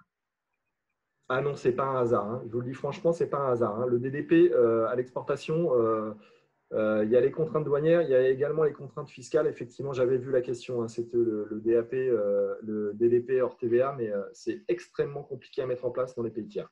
Extrêmement juste, écoutez, pour terminer, puisque de toute façon, on passera aux questions en fin d'intervention, mais une des questions, justement, toujours relative à la TVA, disait, mais pourquoi, si les expressistes utilisent le DDP, pourquoi ne proposent-ils pas le DDP TVA non inclus? Maxime, je te laisse. Ouais. Je peux vous répondre du coup sur cette partie-là. Effectivement, c'est juste que nous, de notre côté, ça fait vraiment une double gestion en plus, c'est-à-dire qu'on va effectivement avoir une prise en charge des droits de douane par l'expéditeur et ensuite une prise en charge de la TVA par le destinataire. Ce n'est pas aujourd'hui quelque chose, en tout cas, que nous, de notre côté, on souhaite travailler parce qu'effectivement, ça va un peu pouvoir peut-être entacher le délai ou en tout cas le délai de traitement des colis et de la douane. Après, peut-être que d'autres expressistes le font. Je ne suis pas encore allé regarder cette information. Mais en tout cas, effectivement, nous, de notre côté Chronopost, on n'a pas souhaité proposer cette solution à nos clients. Voilà. Oui, mais j'imagine que les exportateurs doivent vous dire comment je récupère cette TVA au bout d'un moment, non? Nous, quand on va faire de l'export définitif, on va effectivement leur fournir ce justificatif d'exportation. Après, comme on ne va pas travailler justement sur ce sujet de TVA exclude, on fait toujours de l'export définitif, comme l'expliquait M. Valençon depuis tout à l'heure. Donc, en fin de compte, la TVA est pour son, j'allais dire, qu'il a avancé, il ne la récupère pas, quoi, en clair. C'est très compliqué de la récupérer dans un pays qui a la TVA. Juste en complément, je me permets parce qu'on a beaucoup de questions sur le sujet, Frédéric, excuse-moi de rogner, mais on a présenté tout à l'heure l'incoterme DDP, ce n'est pas forcément quelque chose non plus qu'on encourage. En fait, on le fait à la demande de nos clients. C'est ce que j'ai écrit à la réponse de questions pour deux notions, parce qu'il peut y avoir des différences d'interprétation, notamment de droits et taxes. On l'avait échangé, Madame Leborgne, en amont de cette présentation, mais également aussi en deuxième partie. Le DDP, en fait, n'est pas quelque chose d'automatique, c'est quelque chose en amont que nous étudions avec notre service facturation et notamment recouvrement, parce que le risque, il est assuré par le transporteur. Donc, on encourage fortement vers le DAP, en tout cas pour les expressistes. C'est notre savoir-faire sur l'incoterme de base. D'accord. Voilà. On est en phase alors. Complètement, oui. Complètement. Voilà pour donc voilà les avantages fiscaux. Hein, notez bien l'AI2, l'autoliquidation. L'autoliquidation, c'est très à la mode en ce moment. Hein. Les sociétés la demandent de plus en la mettent en place de plus en plus. Donc pensez-y pour vos flux à l'importation. Le sujet du moment, on en a tous parlé, c'est le Brexit. Je vais faire assez court sur le Brexit, mais bon, bah, sachez, hein, vous le savez tous, qu'à partir du 1er janvier 2021, le UK ne fera plus partie de l'Union européenne. Il a déjà décidé hein, depuis janvier de cette année, hein, 2020, de sortir de l'Union européenne. Le Brexit est effectif en fait depuis janvier 2020, sauf qu'il y a une période transitoire jusqu'au 31/12 de cette année, 2020, pour trouver un accord entre l'UE et le UK. Afin d'éviter de la sortie du UK une sortie brutale, c'est-à-dire le no deal.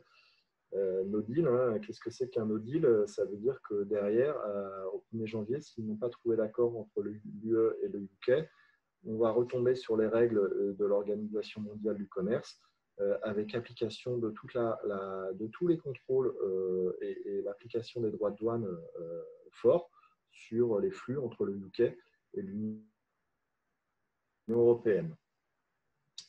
Mais sachez quand même, parce que bien souvent, j'entends ici ou là dire bon, il faut absolument qu'il y ait un accord entre l'UE et le UK. Oui, bien sûr, il faut un accord entre nos deux, entre l'UE et le UK, mais même si on trouve un accord, on ne sera pas dispensé de faire des flux déclaratifs, du dédouanement. Donc, il faut s'y préparer. Je sais que beaucoup d'entreprises ont énormément de flux avec le UK. Il faut s'y préparer dès maintenant. Et je vous invite dès maintenant, si vous avez des flux UK, à chercher un partenaire pour effectuer vos flux déclaratifs à partir du 1er janvier, puisque on refera de la douane export, on refera de la douane import côté UK et vice-versa. Ça risque d'être extrêmement compliqué. Et notez-le aussi également, j'insiste bien souvent avec les sociétés, aujourd'hui, les flux entre la France et le UK, ça se compte en heures en fait, hein, puisque la traversée on la compte en minutes et en heures, en fonction des ports d'embarquement en France. C'est fluide, les transports principalement se font via la route, c'est fluide, il n'y a pas de blocage. Demain, il y a ce nouvel acteur, j'en parlais tout à l'heure, on est à l'international, il y a la douane, il y aura un point douane, donc forcément, attention, vos délais risquent d'être impactés en termes d'importation et d'exportation sur le UK. Donc, je vous invite à vous renseigner dès maintenant si vous avez des flux sur le UK et à trouver un partenaire pour faire le flux déclaratif. Voilà, sur le UK, je ne vais pas m'étendre plus longtemps. Je vois l'heure qui passe, il est déjà 11h23. Je voulais finir quand même un petit peu rapidement sur les flux communautaires. J'ai vu qu'il y avait quelques questions aussi. Bon, les flux communautaires, en fait, quand on fait des flux à l'international, on parle d'importation et d'exportation. Ça, c'est pour faire un peu de sémantique. Et quand on fait des flux au sein de l'Union européenne, on parle d'expédition et d'introduction. Donc, lorsque vous importez une marchandise au sein de l'Union européenne, entre deux pays de l'Union européenne, lorsque vous avez des mouvements au sein de deux pays de l'Union européenne, on appelle ça des flux intracommunautaires.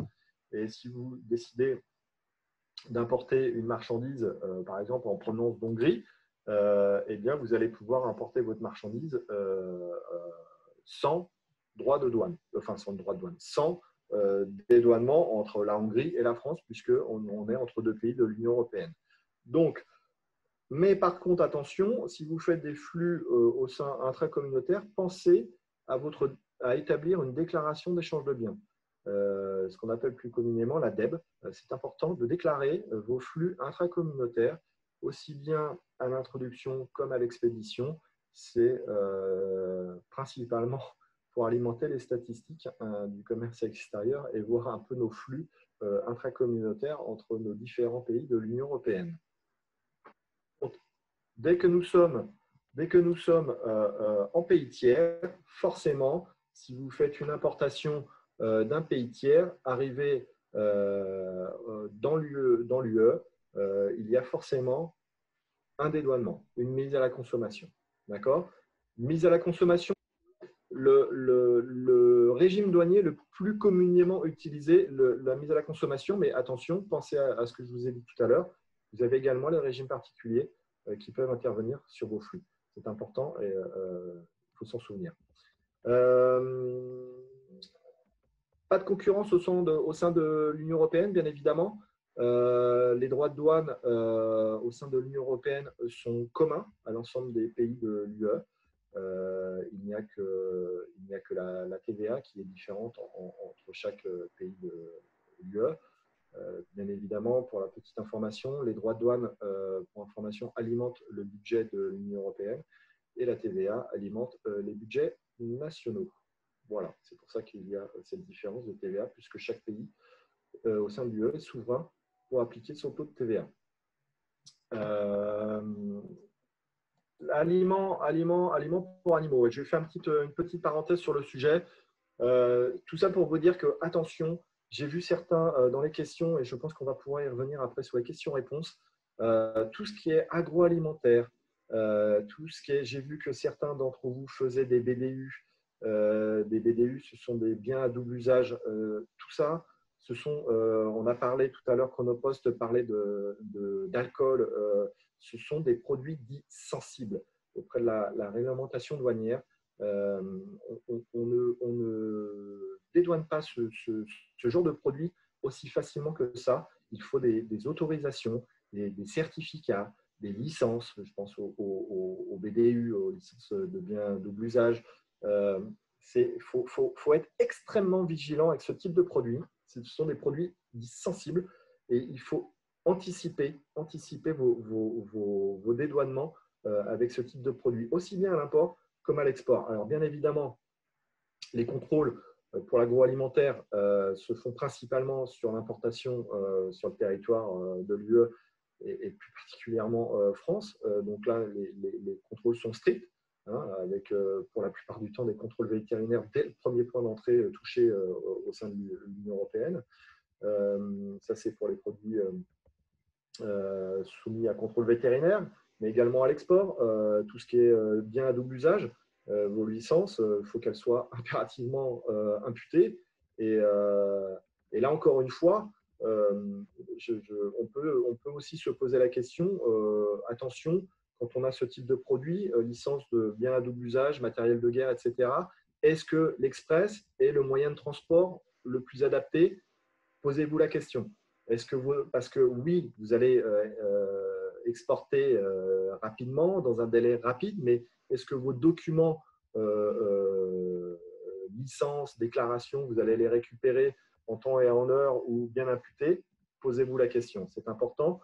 Sachez qu'effectivement, les transitaires, les commissionnaires en douane ont des services douane dédiés qui peuvent vous accompagner sur ce genre de procédures dites sensibles.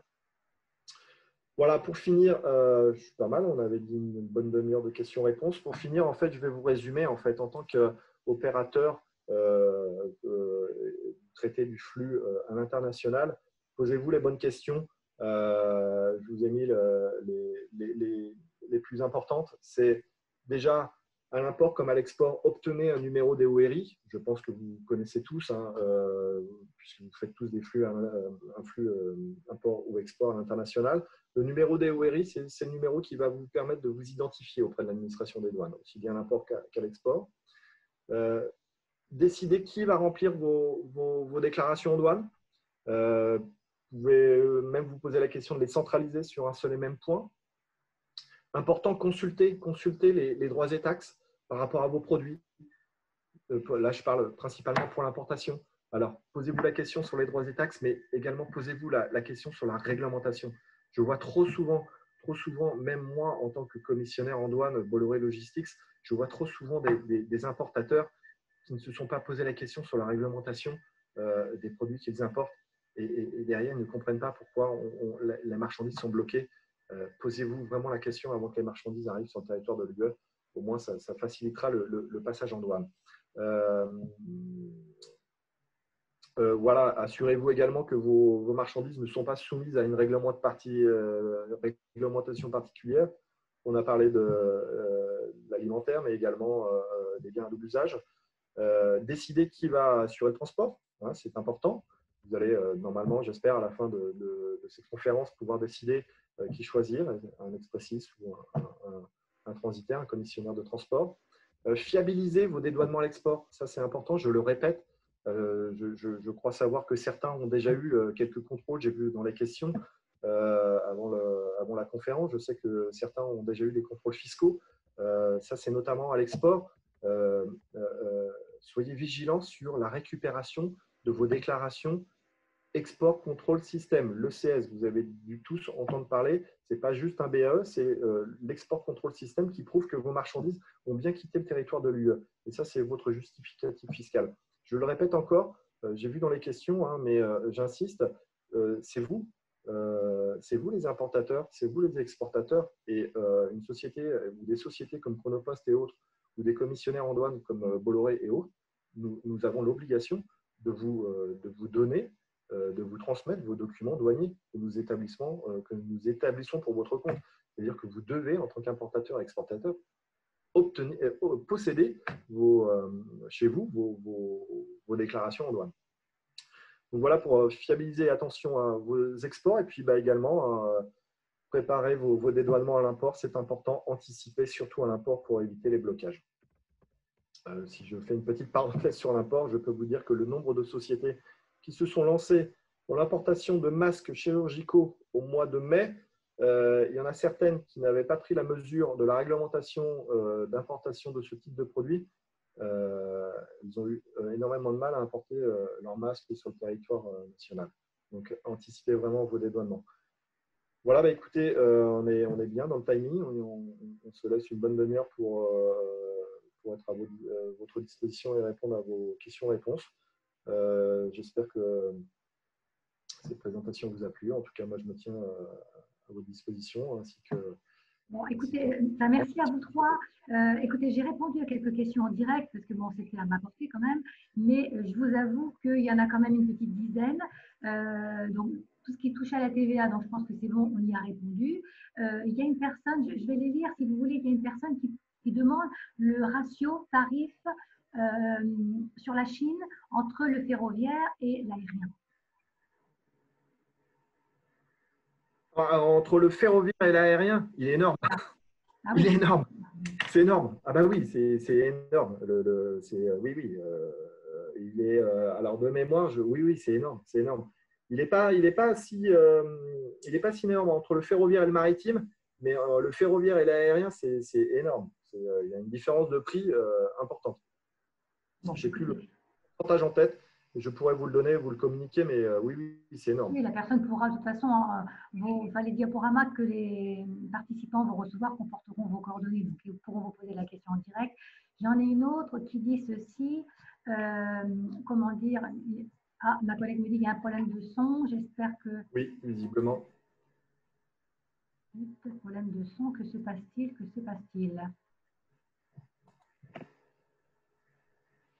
Zut, parce que si on m'entend qu'entre nous, ça ne va pas aller. Moi, je vous entends bien, Madame Le Borgne. Est-ce que vous m'entendez bien également? Alors, attendez, je regarde ici. Est-ce que c'est… Oui, on vous entend très bien. Ouais. Ah, mais problème de son coupure, me dit-elle, donc c'est peut-être pas permanent. Alors, attendez, je reviens aux questions. Oui, il y a une entreprise qui demande pour Bolloré, à destination de Bolloré, faites-vous du less than container load? Donc, je suppose qu'effectivement, c'est plutôt du groupage alors. Et pour quelle gamme de poids et du nombre de palettes et pour quelle destination? Bon, ça, je pense que ça serait peut-être plus simple. Je vois que j'ai les coordonnées du demandeur. Je réponds très simplement. Hein. Je réponds très simplement, oui. Et pour quel nombre de poids ou de nombre de palettes, quelle destination, peu importe le poids, le nombre de palettes et les destinations. D'accord, je me doutais un peu. Comment dire, je pense à certains… Bon, les personnes qui ont posé des questions sur les carnets ATA, mais là, j'ai répondu. Comment dire? Oui, voilà, l'expressiste, je pense que c'est plutôt pour monsieur Lubin ou monsieur Frein. L'expressiste peut suivre le colis sous transit à un déclarant en douane? Oui. Il faut bien faire la demande à l'expressiste. Justement, hein. oui. D'accord. Voilà. Un autre, non. Quel régime privilégié dans le cadre d'un SAV?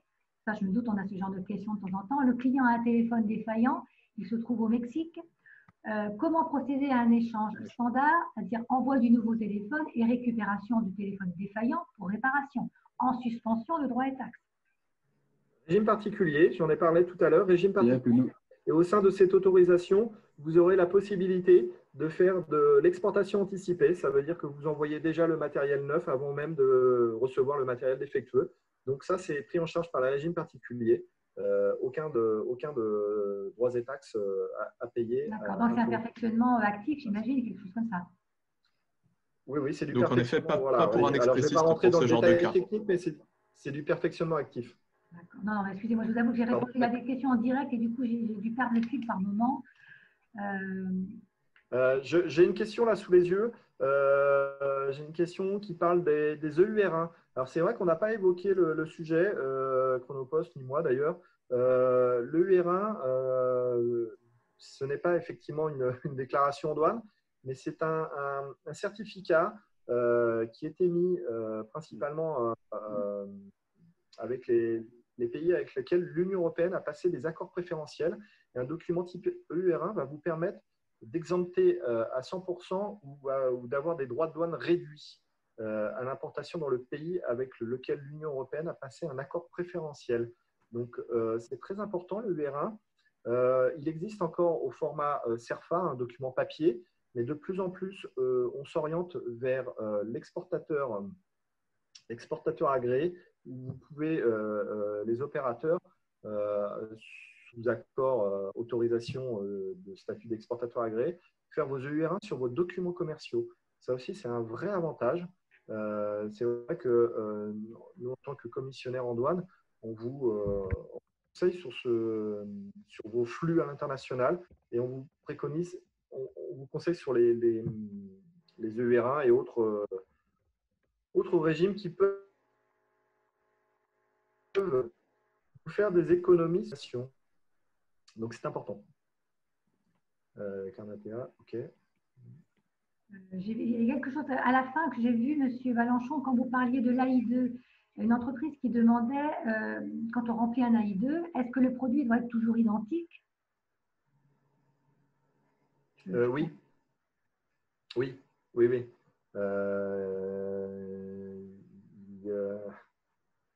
En fait, c'est la marchandise que vous avez, pour laquelle vous avez un contingent d'admission en franchise de TVA. Il faut que ça soit, faut pas qu'elle soit transformée en fait. D'accord. Autre chose, je vois une question concernant les batteries au lithium. L'entreprise demande si elle a l'obligation d'avoir une accréditation IATA.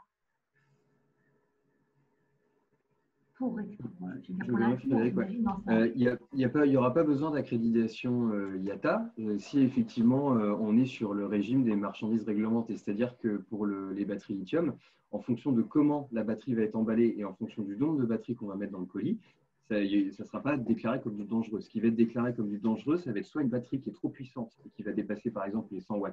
Donc là, ça va être considéré comme une marchandise dangereuse. Ou si la batterie, par exemple, est emballée seule, elle va être considérée comme une marchandise dangereuse. Donc, à partir de ce moment-là, effectivement, avec certains transporteurs, parce que beaucoup ne traitent pas la batterie seule ou autre, hein, c'est vraiment très particulier à envoyer, il faudra effectivement être accrédité IATA pour être en règle avec le transporteur et ensuite les compagnies aériennes. Par contre, si on est en dessous de ces critères-là, c'est-à-dire, par exemple, vous envoyez peut-être 3-4 iPhones où vous avez par exemple la batterie qui est connectée en circuit et qui est donc dans l'équipement, considéré donc UN3481, et ben on va être sur un régime qui est un envoi standard. Il faudra juste le déclarer avec un sticker et avec un formulaire déclaratif. Mais pas d'accréditation IATA nécessaire. D'accord. Une autre personne qui demande si le carboglace est considéré comme une matière dangereuse.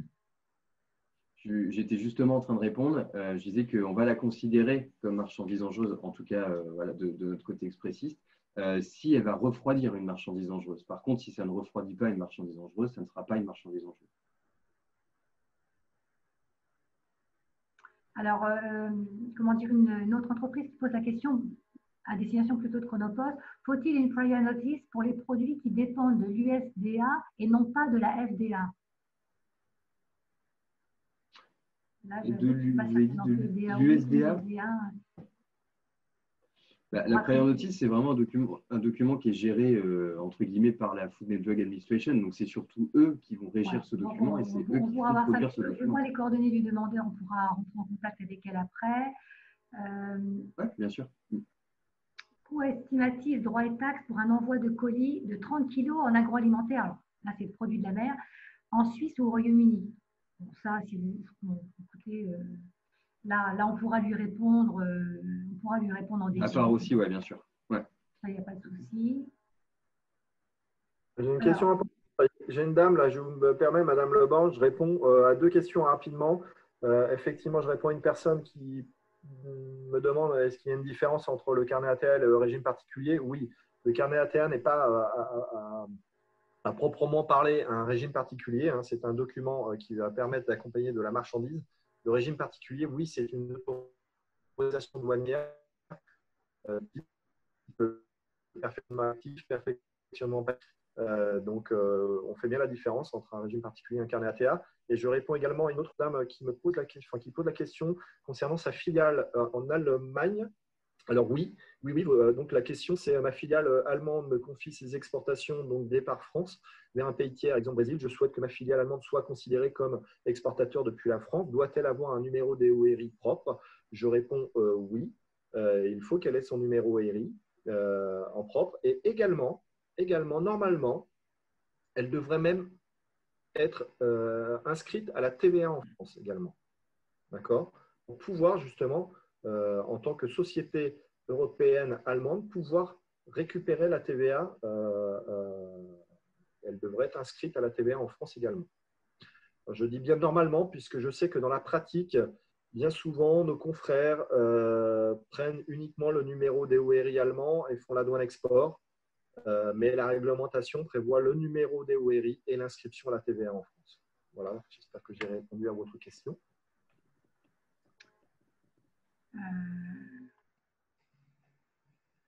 Je vois pour le reste, bon, il y avait des questions concernant les tarifs, mais sinon, j'ai l'impression, alors, je regarde, avant que…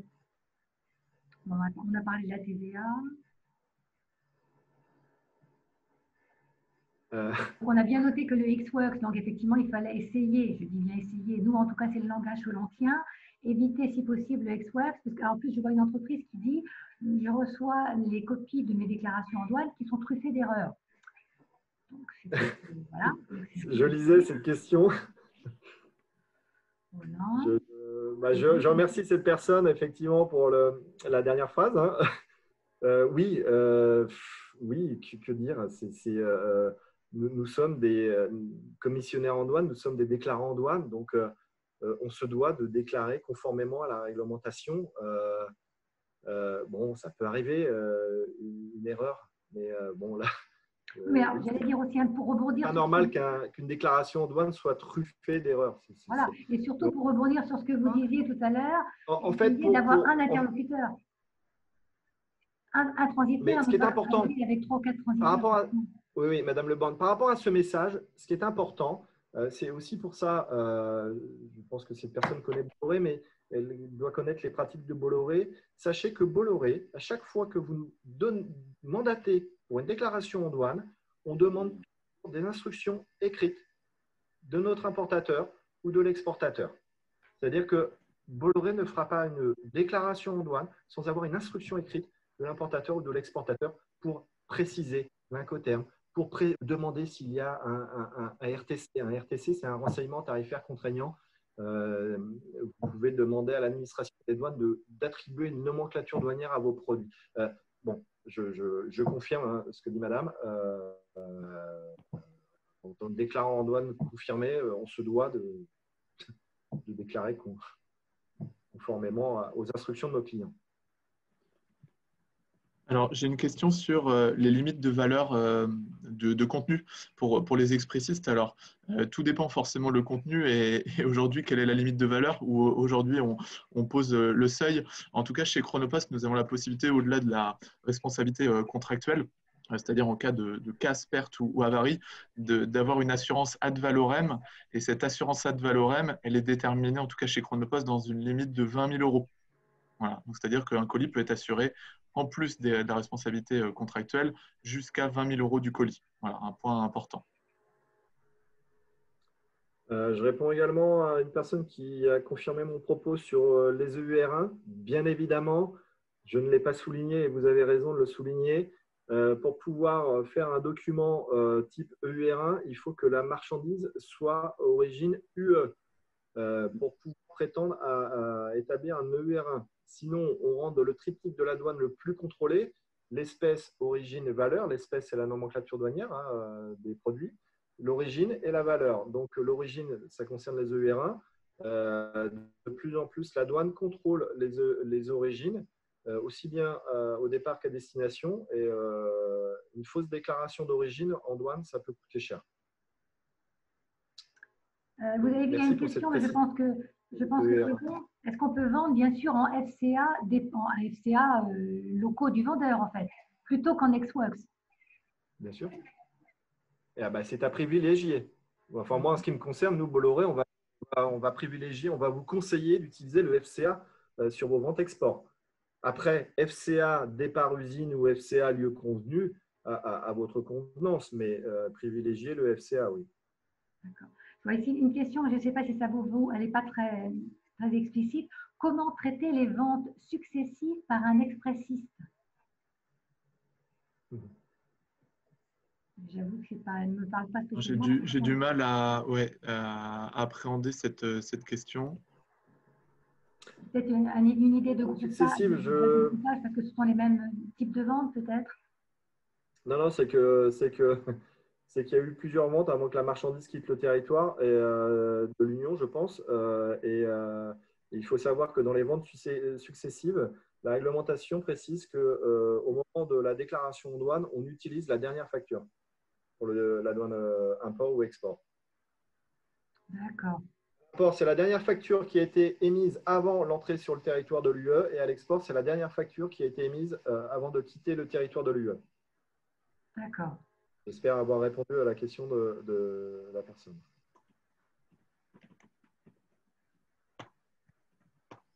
Oui, utilisation de la dernière facture. Je pense que c'est bon. J'avais vu une personne qui avait par contre posé une question assez conséquente que je ne vois plus, qui s'attendait sans doute à une réponse immédiatement et à qui j'ai répondu qu'on les traiterait plutôt les questions en fin d'intervention, et je ne la vois plus. Maxime, je ne sais pas si tu as répondu, mais il y a une dame qui pose une question sur le trafic triangulaire entre l'Ukraine et l'Italie. Ah bah voilà, et bien c'est celle-là. Oui, alors sur cette question-là, j'ai apporté une réponse écrite et je pense que la question se tourne vers toi parce que j'ai répondu en tout cas que ce n'était pas pour nous, cette notion triangulaire, encore plus avec du poids supérieur à 30 kg. Donc je te passe la main et en fait la question s'est réduite par rapport à mes éléments de réponse. Oui, en plus je pense, je connais l'entreprise, c'est plutôt dans le secteur des matières, c'est lié un petit peu à tout ce qui touche à la protection incendie, donc à mon avis c'est encore un peu coton. Oui. Ouais. Bon, effectivement, tout ce qui est trafic triangulaire, il vaut mieux passer par un trottoir. Concernant DHL, une personne qui dit qu'elle n'arrive pas à récupérer son justificatif d'exportation auprès de DHL, qui semble ne pas comprendre ce qu'elle réclame. À mon avis, ça doit être une difficulté de compréhension dans le jargon, parce que je pense que DHL, ils connaissent sûrement. Non, je suis d'accord avec la personne. Je suis d'accord avec cette personne. Alors, je connais bien mes collègues de Chronopost, hein, mais donc là-dessus, ce n'est pas forcément eux que je connais les pratiques de DHL et autres. C'est possible. C'est possible. D'ailleurs, j'ai vu dans une des questions où DHL se permettait de donner le coût d'un transitaire sur enlever les étiquettes sur les colis. Bon, je ne sais pas comment DHL connaît nos prestations pour aller enlever des factures sur les colis. Bien sûr, c'est une prestation que Bolloré offre à ses clients. Hein. C'est l'avantage d'avoir nos propres entrepôts, d'avoir les entrepôts des compagnies aériennes et compagnies maritimes avec lesquelles on travaille. Et je réponds également à cette question que j'avais déjà vue dans le fichier d'inscription. Oui, si nos clients nous demandent d'aller enlever les documents commerciaux sur les colis, c'est un service que l'on propose, qui est peut-être plus facile pour un commissionnaire de transport, un transiteur, à faire qu'un expressiste. L'expressiste n'a pas forcément le temps d'aller enlever les documents commerciaux sur les colis. Mais bon, cette personne donnait les coûts de réalisation de la part de DHL. Bon, je trouvais ça, je laisse les propos à DHL.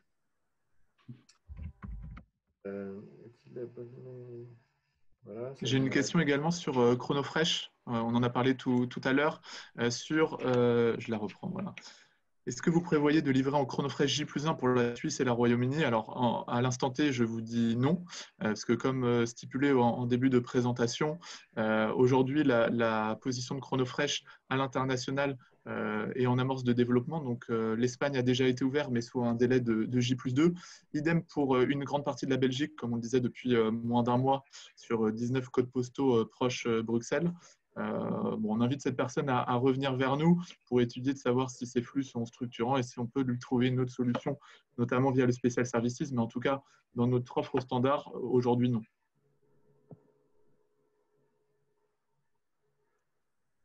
Je vois ici par contre. Alors, les preuves de livraison de DHL et FedEx ne sont-elles pas suffisantes? Faut-il absolument les justificatifs d'exportation? Je pense que la preuve de livraison que lui fournit DHL, ça doit correspondre aux justificatifs d'exportation. Il faudrait voir physiquement le document, mais à mon avis, c'est… Non, vous pensez pas? Non. En fait, la preuve de livraison, je vais me permettre de répondre, je te laisserai compléter, Frédéric. La preuve de livraison va être un moyen, en fait, de transférer la responsabilité, en tout cas, du transporteur sur le fait qu'il ait bien livré la lettre de transport. Mais c'est totalement indépendant du justificatif d'exportation qu'il y a derrière. Ah, d'accord. Tu as tout dit. Donc, en fait, ça veut dire que c'est à elle de réclamer, enfin, il faut absolument que FedEx ou DHL lui fournissent le document. D'accord. Exactement, se rapprocher de son transporteur, tout à fait. D'accord. Bien sûr. Je réponds sur les critères pour estimer l'origine. C'est extrêmement compliqué, les règles d'origine. C'est en fonction des matières incorporées dans le produit fini. L'administration des douanes vous offre une possibilité de déterminer l'origine pour votre compte. C'est ce qu'on appelle un RCO, un renseignement contraignant sur l'origine. C'est un peu l'équivalent du RTC pour déterminer la nomenclature douanière d'un produit. Je vous invite à vous rapprocher de l'administration des douanes qui offre ce service. Je compléterai, M. Valenchon, si vous permettez, je ne sais pas de quel département est ce monsieur, mais qui se rapproche de son conseiller international, parce que j'imagine que s'il pose cette question, c'est aussi peut-être, à mon avis, c'est concernant l'origine préférentielle UE, à savoir que peut-être il a de la matière tierce qui rentre dans la composition du produit, et auquel cas, en regardant sur un accord UE type, je vais dire un des derniers, je ne sais pas, Japon au Canada, de voir si effectivement par rapport à l'incorporation de sa matière tierce, il est bien dans les clous pour que le produit obtienne l'origine préférentielle UE. Il peut déjà regarder comme ça avant peut-être de se lancer dans un RC ou pas. C'est une idée qui se rapproche de son… Mais bien souvent, la lecture des accords préférentiels, le pourcentage de la matière, ça peut être un peu compliqué. Hein, il y a des pages et des pages. Je suis d'accord, mais on le fait. Enfin, je pense que mes collègues, je crois qu'il y en a 2 qui assistent à l'atelier, on le fait. Enfin, je veux dire, vous parliez de l'exportateur agréé tout à l'heure. Je pense qu'on nage, nous, semaine après semaine, dans les statuts d'exportateur agréé et enregistré. Et on va toutes régulièrement dans les journaux officiels. Effectivement, il faut quelquefois avoir beaucoup de patience. Mais à force d'y aller, on peut réussir à expliquer effectivement si le produit a obtenu l'origine préférentielle UE ou pas. Enfin, je pense que sa conseillère internationale peut l'aider dans un premier temps. Et après, il frappe à la porte de la douane, éventuellement.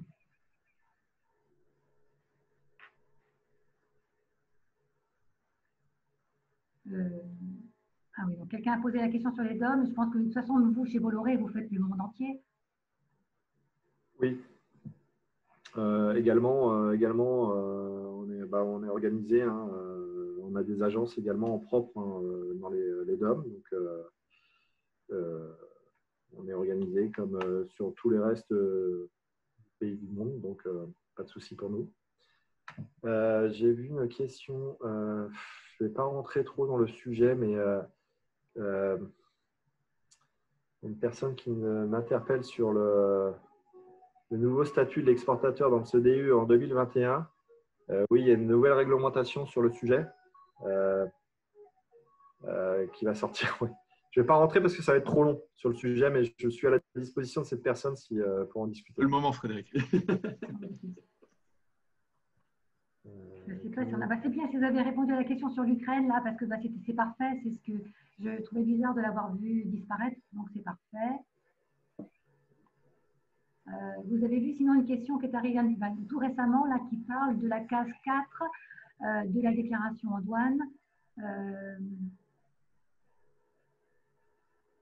Vous indiquez en case 11 de vos demandes souhaiter une origine préférentielle USA. Alors, je suppose que vous la voyez, elle est arrivée à 11h54. Oui, oui. Alors, bon, la case 4, l'état de la case, car la case 4, base juridique, n'est pas correctement remplie. Ah oui, parce que je pense qu'il y a la question au-dessus, en fait, les produits, les matières en provenance des États-Unis. Elle a fait une demande de RCO. Non, c'est pas celle-ci, je pense. Alors, oui, alors déjà, si, il parle des RCO demandes, RCO pour nos produits avec des matières en provenance des USA, donc on voulait savoir si l'origine était USA ou France. Voici la réponse que j'ai eue. Elles ne sont pas recevables en état car la case correctement. Oui, oui. On n'a pas d'accord préférentiel avec les États-Unis, hein, donc si la matière, le pourcentage de matière US est trop important, votre produit fini ne pourra pas bénéficier d'une origine préférentielle. Voilà, donc je suppose que c'est l'administration des douanes qui dit que nous devons rejeter vos demandes. Oui, j'imagine que c'est la réponse. Je pense que c'est la réponse qu'elle a reçue. Bon, je suis d'accord. Je partage l'avis de l'administration des douanes. Mais ça encore, voilà, c'est du service conseil que les transitaires peuvent apporter à vos sociétés, ce genre d'accompagnement dans les demandes de RCO, dans les demandes de RTC. N'hésitez pas, ça fait partie de nos services au sein des transitaires. Oui, puis ne pas oublier non plus, je pense qu'on a des entreprises de toute la région Bretagne, que nous disposons donc d'une cellule conseil aux entreprises à la douane régionale de Bretagne et qu'il ne faut pas hésiter à les contacter parce qu'ils ne font que du conseil. Bien sûr, ils ne sont pas en douane locale, donc ils sont disponibles pour répondre aux entreprises.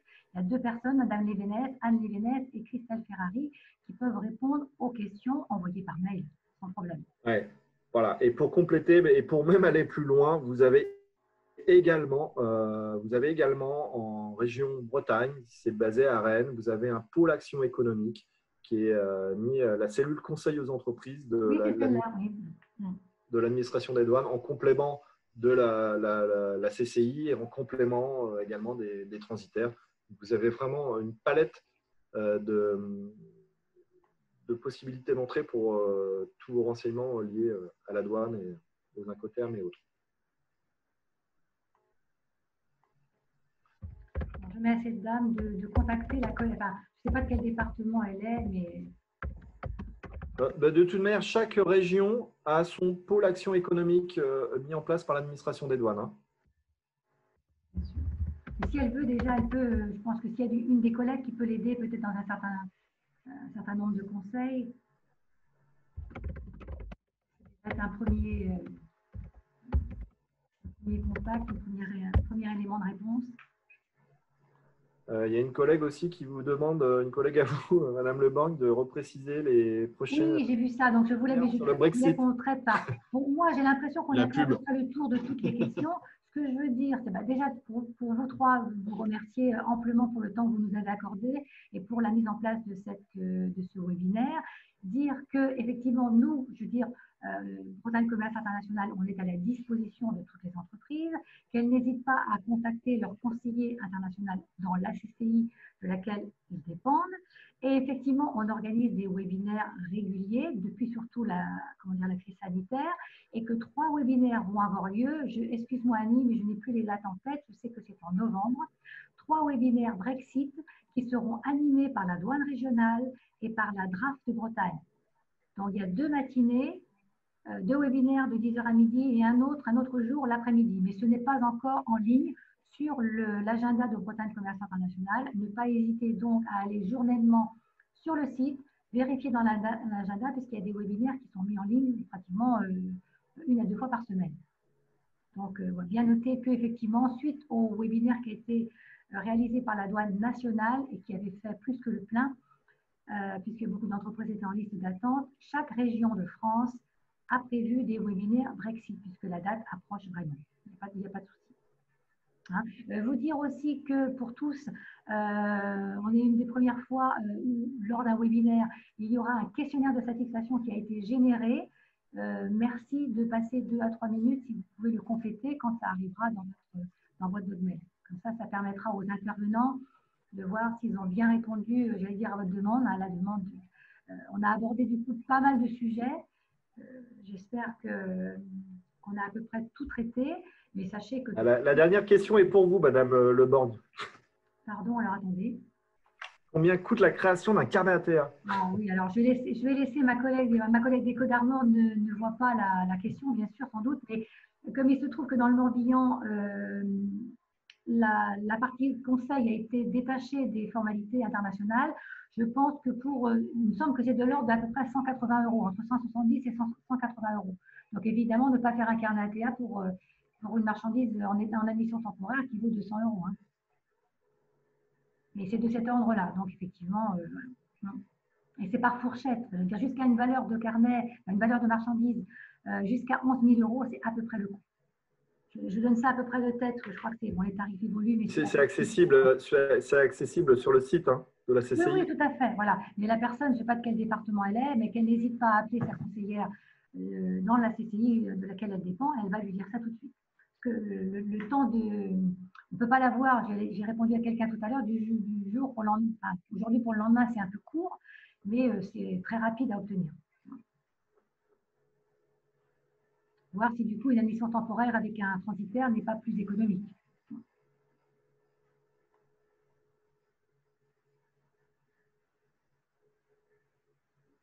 OK. Voilà, pas de préférence tarifaire. Bon, bah écoutez, j'ai l'impression, moi l'idée c'est qu'on a fait un petit tour d'horizon, j'ai vu qu'il y avait à peu près une quarantaine de questions, je sais pour ma part avoir répondu à certaines. Je pense que vous, peut-être aussi de votre côté, chacun, peut-être que vous avez bien noté un petit peu sur votre clavier. L'idée c'est que n'ayez pas… Alors, attendez, Madame Leborgne, juste, je réponds à Madame, je vais donner son nom, mais Madame Leblanc qui me dit qu'elle a eu une coupure de connexion et qu'elle souhaite que je répète mes réponses. Je vais juste lui dire que elle a mon mail, elle aura mon mail et je me tiens à sa disposition pour répondre à toutes ces questions si elle le souhaite. D'accord? Parce que je réponds à toutes les réponses, en fait, je ne sais plus lesquelles. Oui, mais vous inquiétez pas. En plus, de toute façon, le webinaire est enregistré. Donc, l'entreprise qui veut montrer, j'allais dire le diaporama à quelqu'un, pas le diaporama, mais le faire visionner le webinaire à quelqu'un en dehors de ce jour, pourra d'ici 2 ou 3 jours le faire visionner par un collaborateur sans problème. D'accord. Et puis, sachez que vous avez mes coordonnées et je me tiens à votre disposition pour répondre même après ce webinaire. Oui, je pense qu'il y a de notre côté aussi, nous restons disponibles. Rendez-vous, je pense.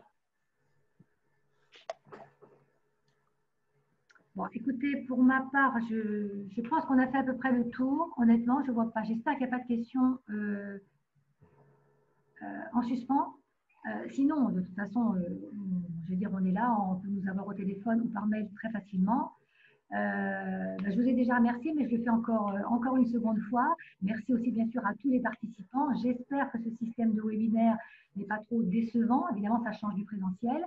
Mais sachez que sur 2021, on travaille déjà, bien sûr, sur le programme d'action collective et qu'on essaiera, si la situation sanitaire le permet, bien sûr, mais d'équilibrer de manière à ce que tout ne soit pas en webinaire.